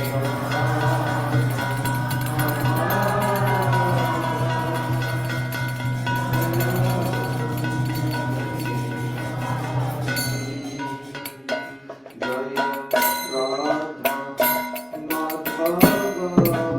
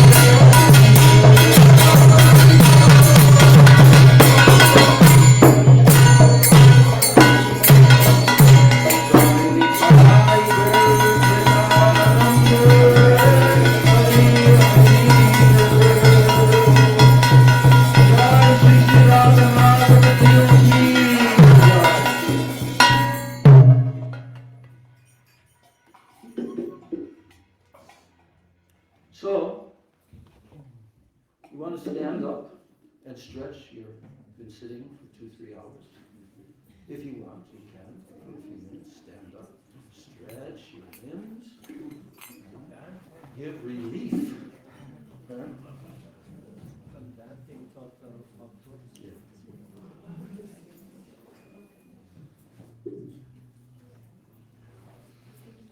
Om Jnana Timirandasya Jnananjana Shalakaya Chakshurun Militam Yena Tasmai Shri Gurave Namah Mukam Karoti Vachalam Pangum Langayate Girim Yat Kripa Tamaham Vande Shri Guru Dinataram Vansha Kalpatarubhyascha Kripa Sindhubhyevacha Patitanam Pavanebhyo Vaishnavebhyo Namo Gurave Gaurachandraya Radhikaya Tadalaya Krishnaya Krishna Bhaktaya Tadabhaktaya Namo Namah Nama Om Vishnu Padaya Krishna Pristaya Bhutale Shrimate Bhaktivedanta Swami Niti Namah Namaste Saraswati Devi Gauravani Vajani Nirvishesha Shunyavadi Prashtacharya Satarani Nama Om Vishnu Padaya Radhikaya Priyatmane. You can all say with me. Namo Vishnu Padaya Radhikaya Priyatmane. Shri Srimad Bhakti Vedanta Narayan Iti Namani. Shri Krishna Lila Katane Sudaksham Avadolya Madhurya Gunaishtrayuktam Varam Varenyam Purusham Mahantam Narayanam Tam Shirasha Namami Sri Dandinam Bhakta Shiromanim Cha Shri Krishna Padabja Virtakarani Chaitanya Lilamrita Sarasara Narayanam Tam Satatam Bhakari Vrindai Tulsi Devai Priyai Keshavasya Cha Krishna Bhakti Prati Devi Satyavachai Namo Namah Shri Krishna Chaitanya Prabhu Nityananda Shri Advaita Gadadhar Shivas Adi Gaur Bhaktivinoda Hare Krishna, Krishna Krishna, Hare Hare, Hare Rama, Rama Rama, Hare Hare, Hare Krishna, Krishna Krishna, Hare Hare, Hare Rama, Rama, Hare Hare.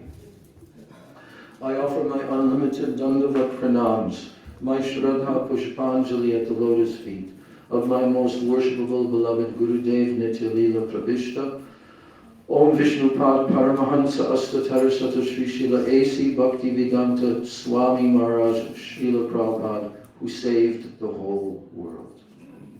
Then I offer my same unlimited Dandavat pranams and my Shraddha Pushpanjali at the lotus feet of my most worshipable beloved Siksha Gurudevs Nityalila Pravishta Om Vishnu Pad Paramahansa Ashtatara Sata Shri Srimad Bhakti Rakshat Sridhar Goswami Maharaj and Nityalila Pravishta Om Vishnu Pad Paramahansa Ashtatara Sata Shri Srila Bhakti Vedanta Narayan Goswami Maharaj, whose transcendental appearance day is today.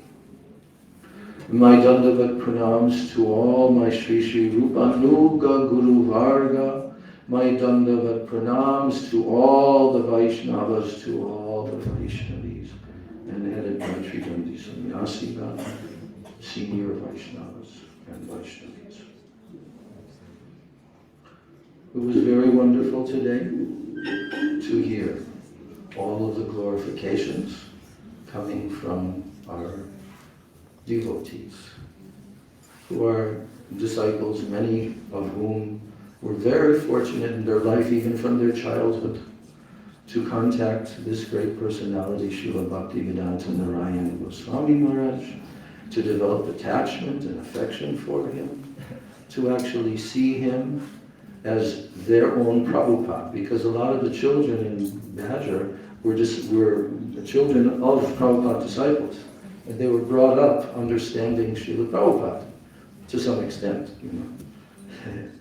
But when Gurudev came there, to that particular mountain place called Badger, which Gurudev, he didn't pronounce it like we do, Budger. He said it like Budger. But then it turned into Braja, instead of Badger. it turned into Braja.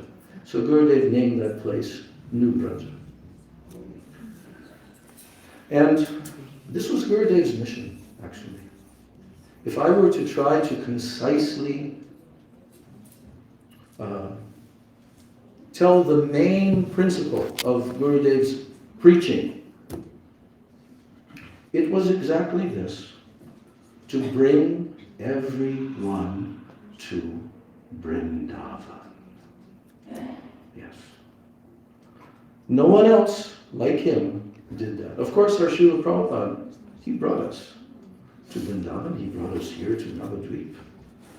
And we developed some appreciation of the Dhams.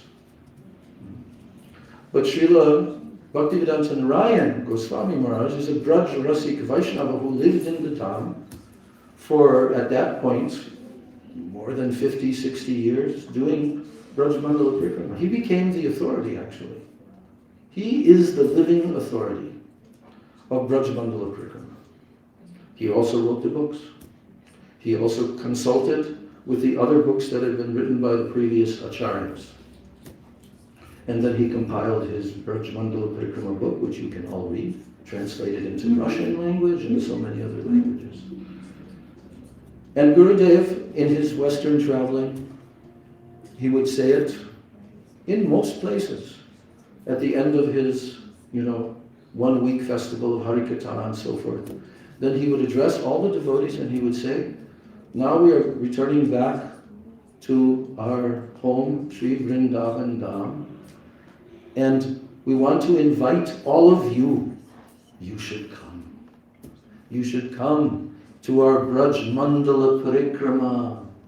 You should come to Vrindavan. So Gurudev extended that invitation, and by Krishna's will, Gurudev continued traveling around the world for 15 years. And he continued to invite devotees. So huge throngs of devotees came from all over the world to that Braj Mandala Parikrama and also to this Navadvip Dham Parikrama.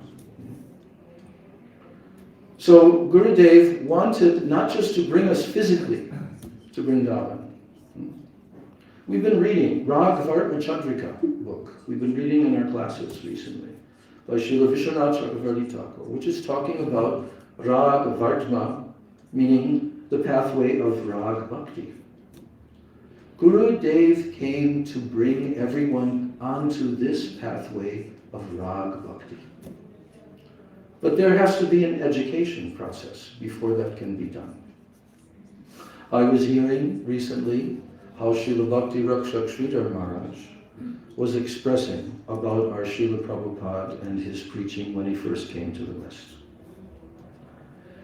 And he told there that his mood was very overwhelmed in the mood of Nityananda Prabhu. All of the symptoms, the external symptoms showed that. He went to the lowest. He was the personification of Nityananda Shakti. He was the Shakti Avesh, Srila Bhakti Rakshak Sridhar Maharaj told. That's why he could do it. Srila Sridhar Maharaj said it's not possible even for very exalted gurus to do such thing. To do what? To bring the message of Chaitanya Mahaprabhu to the entire world. Srila Bhakti Rakshak Sridhar Maharaj, he used to mention this, that prior to Srila Bhaktivedanta Swami Maharaj going to the West and then accomplishing all that, a number of us, meaning disciples of Bhaktisiddhanta Saraswati, senior Vaishnava, we began to think, we began to wonder that Mahaprabhu has predicted, Prithivite ache jata nagaradi gram, sarvatra prachar hoibe moranam. What does that mean? That means in every single town and village on the surface of the earth, my name will be preached. My message will be preached. Hoibe moranam, he told. But Srila Sridhar Maharaj said, we saw some effort was there in the 1930s.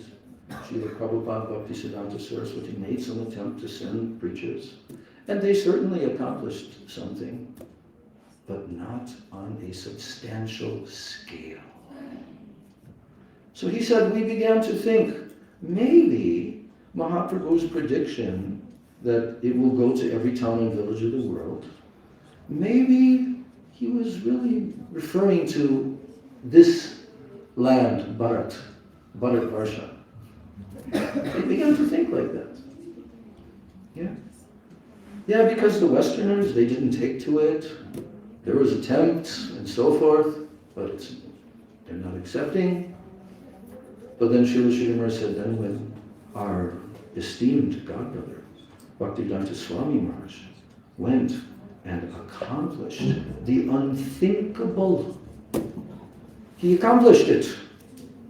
And then he came back to India with his Western disciples and blew everyone's mind. Yeah? Yeah? He blew their minds. They couldn't believe it. 30 Westerners dancing, singing, chanting. You can see videos and many photos of Prabhupada's return to India and going all around India to start his movement in India. Right? He called them my dancing white elephants. And that was their job. Just simply to sing and dance. That was their job, to be with Prabhupada, to do kirtan and dance. And the people were astonished. And many Prabhupada started his life membership program and established his mission in India. I was in the West at that time. I had just joined the movement when Prabhupada left. That was in August of 1970 that Srila Prabhupada left America after a few years of trying to do, and his movement was successful. It had gone to England, it had gone to Germany, it was successful. Okay, now it's time to transplant it again back into India. And then he went to India with his, he used to call it our International Sankirtan Party, something like World Sankirtan Party. He used to refer to that, right, Vishal Prabhu? He used to mention that. We will have a World Sankirtan Party. And that was it. He brought that party of devotees, at least about 30 devotees, Western devotees. And he restarted the mission. And now what's happening in India? All over India. It's exploding. It doesn't matter whether it's the ISKCON institution, the Gaudiya Math institution, all of these combined together, it's exploding in India. And just take a look about a few hundred meters from here, in the beautiful horizon, that there's a dome. Why a dome? Somebody mentioned to me, why a dome like this? Well, guess what? Prabhupada said, I want a dome. Why? Because this, Mayapura, will be the capital of the world. Do you disbelieve that? You disbelieve that?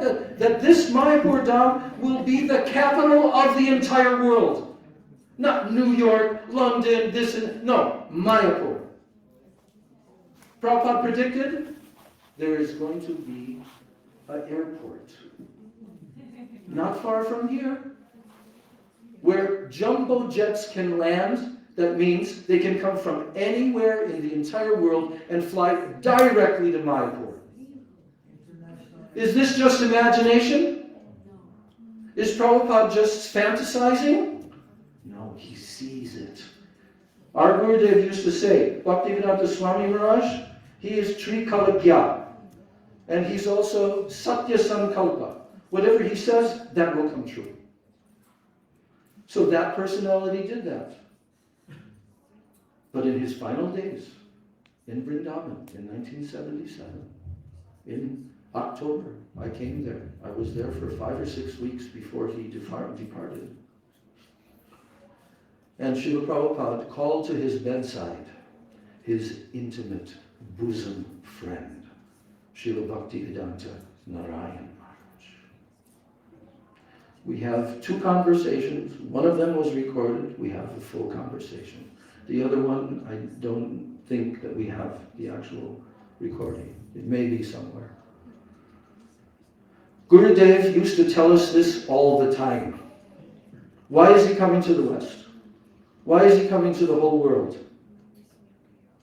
Because Swamiji requested me. He said, you will help my disciples. They are sincere. They have made some advancement. But they have many more things to learn. The Rasik Vaishnavas know this. It's very clear to them. They can understand who's in which level and so forth, and how many levels that person will have to progress in this life and what to speak of the next life and so forth. So Srila Prabhupada wanted that a Rasik Vaishnava, who he knew extremely well, would come on his behalf to help all of his disciples. And Srila Gurudeva told us that he hesitated at that time when he was asked that question, because this is a serious matter. When you're next to the Jagat Guru, incarnation of Nityananda Shakti, who just gave the entire movement of Mahaprabhu to the whole world, the books, Chaitanya Charitamrita, Srimad Bhagavatam, Nectar of Devotion, Bhakti Rasamrita Sindhu. He gave the basic, most important foundational books to the whole world. And they had been distributed in the millions and multi-millions all throughout the world in different languages by the time he departed. And Srila Narayan Raj had witnessed many times. He knew all of the older senior devotees. He knew them personally. Because whenever Prabhupada would come to India, he would come and visit. Even the very first time that Prabhupada returned to India with only Kirtanananda, and then he became a sannyasi. He came in 1967 because of his health. Srila Narayan Raj was the only person there at the airport to receive him. So their relationship is so top level and intimate. We cannot fully understand that because we're not on that level. But Gurudeva has told us so many times how intimate was their relationship. And he is my Siksha Guru and my Priya Bandhu. This is not ordinary. So anyway, Srila Narayan Raj, when Srila Prabhupada requested him, then Srila Narayan Raj said, I hesitated at that time. I hesitated because of such a grave and serious, heavy instruction. But why did he hesitate? He explained that also later on. Because I saw the leaders, his seniors, who assisted him all through the years in building this movement all throughout the world, and he saw in them that their nishta in Prabhupada, their guru nishta was like a thunderbolt, like strong like a thunderbolt. So he said, how can I help them? He said that. How can I help them? What can I do? Imagine the humility. But then Gurudev said, after a few years, then I understood. Now I understood why he requested me to help his disciples. So many were falling. So Gurudev, Srila Narayan Maharaj, wanted to become the most intimate bosom friend of every single follower of Srila Prabhupada. That was his objective in coming to the West. To help them, to give a helping hand. There are probably a couple of hundred Prabhupada disciples all over the world whose spiritual lives were so much uplifted, even some of them, their spiritual lives completely renovated again by his association. One time we were in San Francisco on a morning walk just before Gurudev's festival. Not many devotees had arrived yet. And we were walking, and Sripad Bhaktivedanta Nemi Maharaj was there, and he was also filming Gurudev. He was also filming Gurudev. And we sat down. He sat on a park bench, and we sat in front of him. And Gurudev he said that, the subject matter came up. Nemi Maharaj said, Gurudev, I see that when you are introduced to Srila Prabhupada's disciples, like his personal initiated disciples, as you're traveling around and you meet them for the first time, you seem to become so overjoyed and so enlivened. And he said, yes, because Swamiji requested me. Imagine, every single time that he would see a Prabhupada disciple, he would become enlivened because Bhaktivedanta Swami Maharaj requested him. And that was his personal, direct service to the lotus feet of Srila Prabhupada. But Krishna had a bigger plan. Not that only he would come to a few devotees, or not only he would come to personal Prabhupada disciples whose numbers are shrinking day by day, but he would come to the whole world. Yes. He is not, as some persons in a particular institution said, he's like a village guru. Can you imagine? He's like a village guru. No. He is Krishna Shakti Vina Nahi Tare Pravartana. Without direct empowerment from Krishna, no one can spread this Krishna consciousness movement throughout the world. Prabhupada would quote that verse all the time. And he was the embodiment of that. But what is the qualification? First of all, that pure devotee is completely, heart and soul, surrendered at the lotus feet of his Gurudev, Guru Parampara. Srila Prabhupada, he proved that. No one can ever doubt what he went through to fulfill the order of Bhaktisiddhanta Saraswati. But the same thing, Srila Narayan Maharaj, old age, it's not easy. Gurudeva was just turning 75 years of age when he first started going to the West. Those of us who are oldies, we know what that means. Not an easy thing. And yeah, he had assistants to help him and so forth. But did he just become at ease? No, never, not once. He said, I have never taken a vacation in my life. What was Gurudev doing? Working day and night. Just as Srila Prabhupada, with a different schedule. Prabhupada woke up at night and translated his books. But Gurudev every single day also, for hours. And what did he give? Because Gurudev knew that the next installment needs to be given. That's why Srila Prabhupada asked him to help.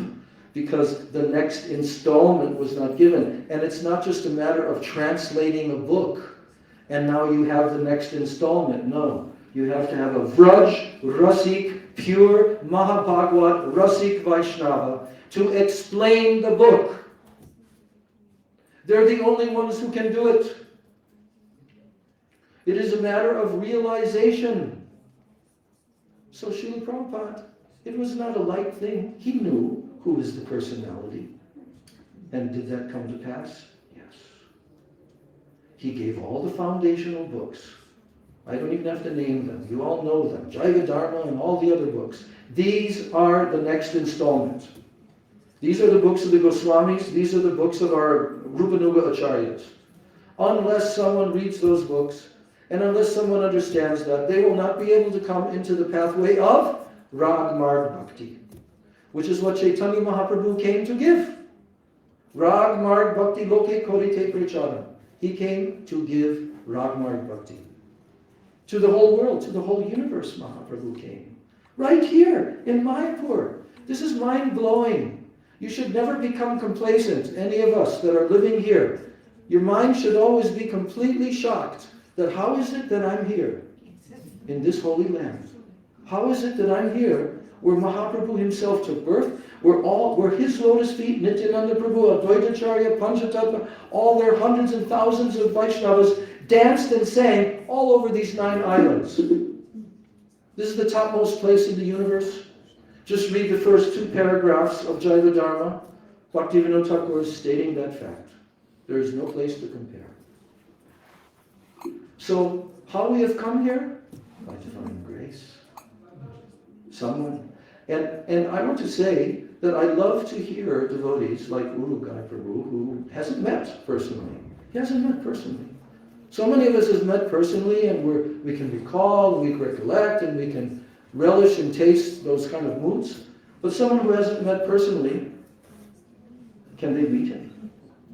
This is my question. Yes. Can he be met? Can Srila Prabhupada be met? Can Srila Rupa Goswami be met? All of our acharyas can be personally met if we follow them with deep devotion. If we receive their vani, not just ears and out the other ear and then do whatever the hell we want to do in our life. No. You mold your life completely according to what they have instructed. Then you can say, I'm a kind of a disciple. Does that only refer to those who physically saw him? No, never. This movement, Gurudeva said, this is the Danya Kali Yuga. And we already heard that this only comes every 8,640,000,000 years. The day of Brahma. This is not an ordinary Kali Yuga. In the Srimad Bhagavatam it tells, the Yuga cycles, 1,000 Yuga cycles. So in a day of Brahma, there's 1,000 Kali Yugas.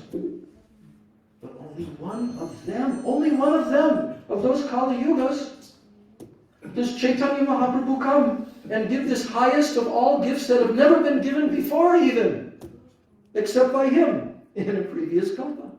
Never before given. Anarpita chirim chirat. Anarpita means it has not been given. But Mahaprabhu came to give it. Samarpayitum unnata ujvala rasam sobhakti shriyam. Very specific what he came to give. He explained this verse for us and the whole world to understand for the next hundreds and thousands of years. And Gurudeva said, we hear in Srimad Bhagavatam how Kali Yuga becomes very degraded, right? All the different symptoms. Gurudeva said, no, not this Kali Yuga. Very emphatically he told, this will continue to the end of this Kali Yuga. Then it will transform into Satya Yuga. There will not be that kind of degradation like the Dark Ages and all of that. No. Kalki Avatar will not come, he said. Even one of his senior disciples said, but Gurudeva, we've read it in the Srimad Bhagavatam, 12th canto like this, No, not in this Kali Yuga. So what Gurudeva Bhaktivedanta Narayana Maharaj has given, what our Srila Prabhupada has given, these are the foundational literatures. Prabhupada used to say, these books are for the next 10,000 years.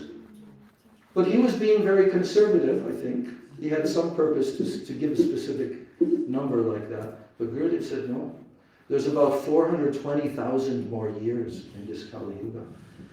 And devotees will be in every single town and village. I think somebody mentioned that after 200 years this will somewhat disappear. No way. Well, who told you that? Where did you get that from? That is not stated in Shastra anywhere. So Gurudeva, Bhaktivedanta Narayana Maharaj, he is the Jagat Guru. And that's not a small thing. There are many people who love to have this title, Jagat Guru, Jagat Guru. This Guru, that Guru, this Yogi, that Swami. No. He's the Jagat Guru, along with his bosom friend, his Siksha Guru, Srila Bhaktivedanta Swami Maharaj. They two together have given the full mission of Chaitanya Mahaprabhu. That combination of what Prabhupada gave and what Srila Narayana Maharaj gave, and then of course there's so much additional, Srila Bhakti Rakshak Sridhar Maharaj, Bhakti Pramod Puri Maharaj, so many other great personalities. But these two are the ones that went to the whole world physically for years and years on end, right up to their last breath, and they gave everything that needs to be given. So I say, anyone at any point in time, now and into the future, they can directly meet Srila Bhaktivedanta Narayana Maharaj. There is no question that they cannot meet him. How do we know that? Well, all of us, none of us have met Srila Bhakti Pragyana Keshav Maharaj. None of us have met Srila Bhakti Siddhanta Saraswati Thakur, Bhakti Vinod Thakur. But have we met them? I think, yes. We have love and affection for them. we have received their teachings, we have appreciated and tried, and we feel so much helped by them. So that means there are gurus. There are gurus. Cannot say you are not a disciple. No, you are a disciple. Siksha disciple is the same as Diksha disciple. And I just say one more thing, Srila Gurudeva himself. He had some exchanges with a number of personal direct disciples of Srila Bhaktisiddhanta Saraswati Thakur. He didn't specify what the topic was or the argument like that. But Gurudeva was not accepting their conception or whatever was their interpretation like this. And he was arguing back to them, you know. Yeah. And then they said, hey, you should listen to us. We've had personal darshan of Prabhupada Bhakti. So you have not had. And Guru said, yes, I have. I have had darshan directly. Not through the eyes, through the ears. I have directly. And then they went and complained to Bhakti Pragyan Keshav Maharaj. This is Narayan, he's saying such and such. Yes, he's correct. You see. So, on these appearance and disappearance days, myself, I like to be in the mood of not just what personal exchanges that I had with these personalities by causeless mercy and good fortune, you know, but I like to project into the future, because it's just starting out now. It's just starting out. And we already hear that devotees everywhere are reading his books and appreciating and discovering him and all of that. And he is the doorway, Srila Narayan Maharaj is the doorway to appreciating all the other Vaishnavas, all the other disciples of Bhaktisiddhanta Saraswati, and the other great personalities who we did have a short darshan with while they were present, like Bhakti Vigyan Bharati Maharaj, Bhakti Pramod Puri Maharaj, and others. Gaur Govinda Maharaj, Bhakti Vedanta Vaman Maharaj, so many, Bhakti Ballabhatirtha Maharaj, so many of these divine personalities. Srila Narayan Maharaj has opened up the door so that anyone can associate with them through their body, through their teachings, and feel themselves to be showered with causeless mercy by them. So I'm just ending by saying that Srila Narayan Maharaj and Srila Prabhupada, these two, Bhaktivedanta Swami Maharaj, these two are definitely the Jagat Gurus. The two of them, not one of them. They're both the Jagat Gurus of this era, of this Kali Yuga. And they will be remembered into the future for hundreds and thousands of years. So this is only the beginning. Some were very fortunate. But one thing, last thing I'll say. Do you know what our acharyas tell? Every single devotee who's on this pathway, as they are progressing, they will meet that level of Vaishnavas directly. Because you cannot gain Krishna prema without that. And whatever, how many lifetimes are there, Krishna is going to arrange. So we should not think, oh, I'm so fortunate because I have the direct... No, everyone will be fortunate. Everyone will get the association of Maha Bhagavad Uttam Adhikari Vaishnavas. They'll hear from them, they'll associate with them, and then they'll attain what Vijay Kumar attained at the end of the Jaiva Dharma. They'll attain that. That's what they've come to give us. Prabhupada came to give us that. Srila Narayan Maharaj specified. Srila Sridhar Maharaj also told them, not Krishna. No. That's not our goal is Radha Dasyam. That's the first place I heard the term. Radha Dasyam. So we're on the path, we're trying to stay on the path, we're trying to progress on this pathway, but we should know that there's no other way out. You're going to have to surrender, all of us, every single one of us is going to have to surrender. Otherwise, who's going to do that? Maya Devi, mercifully, will kick us until we surrender. And then when we surrender, then we can start going proper bhajan kriya, proper anartha nivritti, nashta prayeshu avadreshu nityam bhagavata sevaya. Everything is going to come. It's just around the corner. But Gurudev, okay, this is the last thing I'll say. I'm sorry. Gurudev said, that really encouraged me when I heard him say this.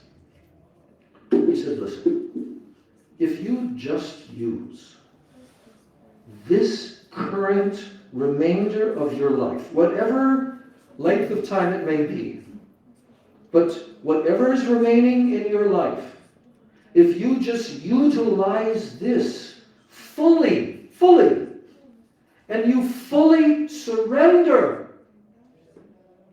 he said, you cannot imagine what arrangement Krishna is going to make for you in your next life. Gurudev said, very high sadhu sangha from beginning. But guess what? Krishna's going to give, what's the word? When you get an unexpected present given to you. Anyway, Krishna's going to give something that you really don't even fully deserve. Now what is that? Samskaras. You tried in this life. You showed that you wanted this. Maybe you didn't quite yet get those necessary samskaras to go all the way to Bhav Bhakti, huh? But guess what Krishna will do? If you try in this life, he'll give you this special prize that he will award to you samskaras that you didn't really even earn. And you'll begin your life from there. And in that life, you can attain ruchi, asakti, even bhav.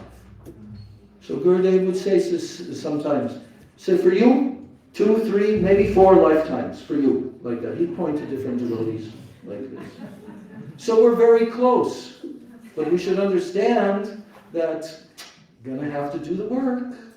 It's not going to come without the work. It's not going to come without the surrender. So Gurudev has given all the necessary instructions for us. Prabhupada gave everything. We have to absorb that. We have to taste it and relish it and completely immerse ourselves day in, day out, day and night in chanting Krishna Nam and striving that one day we can become Trinagapi Sunichena. We can chant Shuddha Nam constantly, and then we're on our way. Gaur Premanand.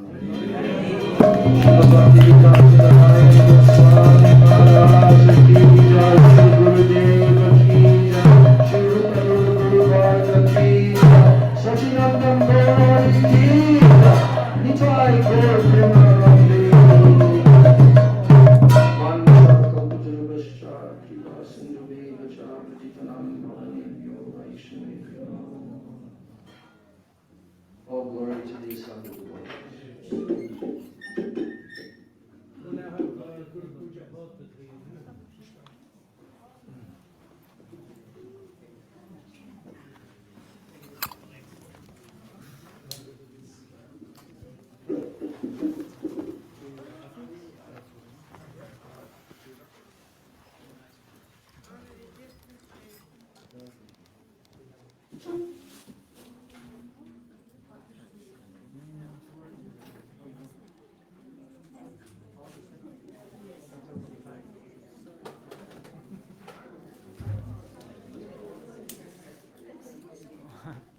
Hare Krishna. This is Guru Puja and okay, I'm stopping the video now. Hari Bol.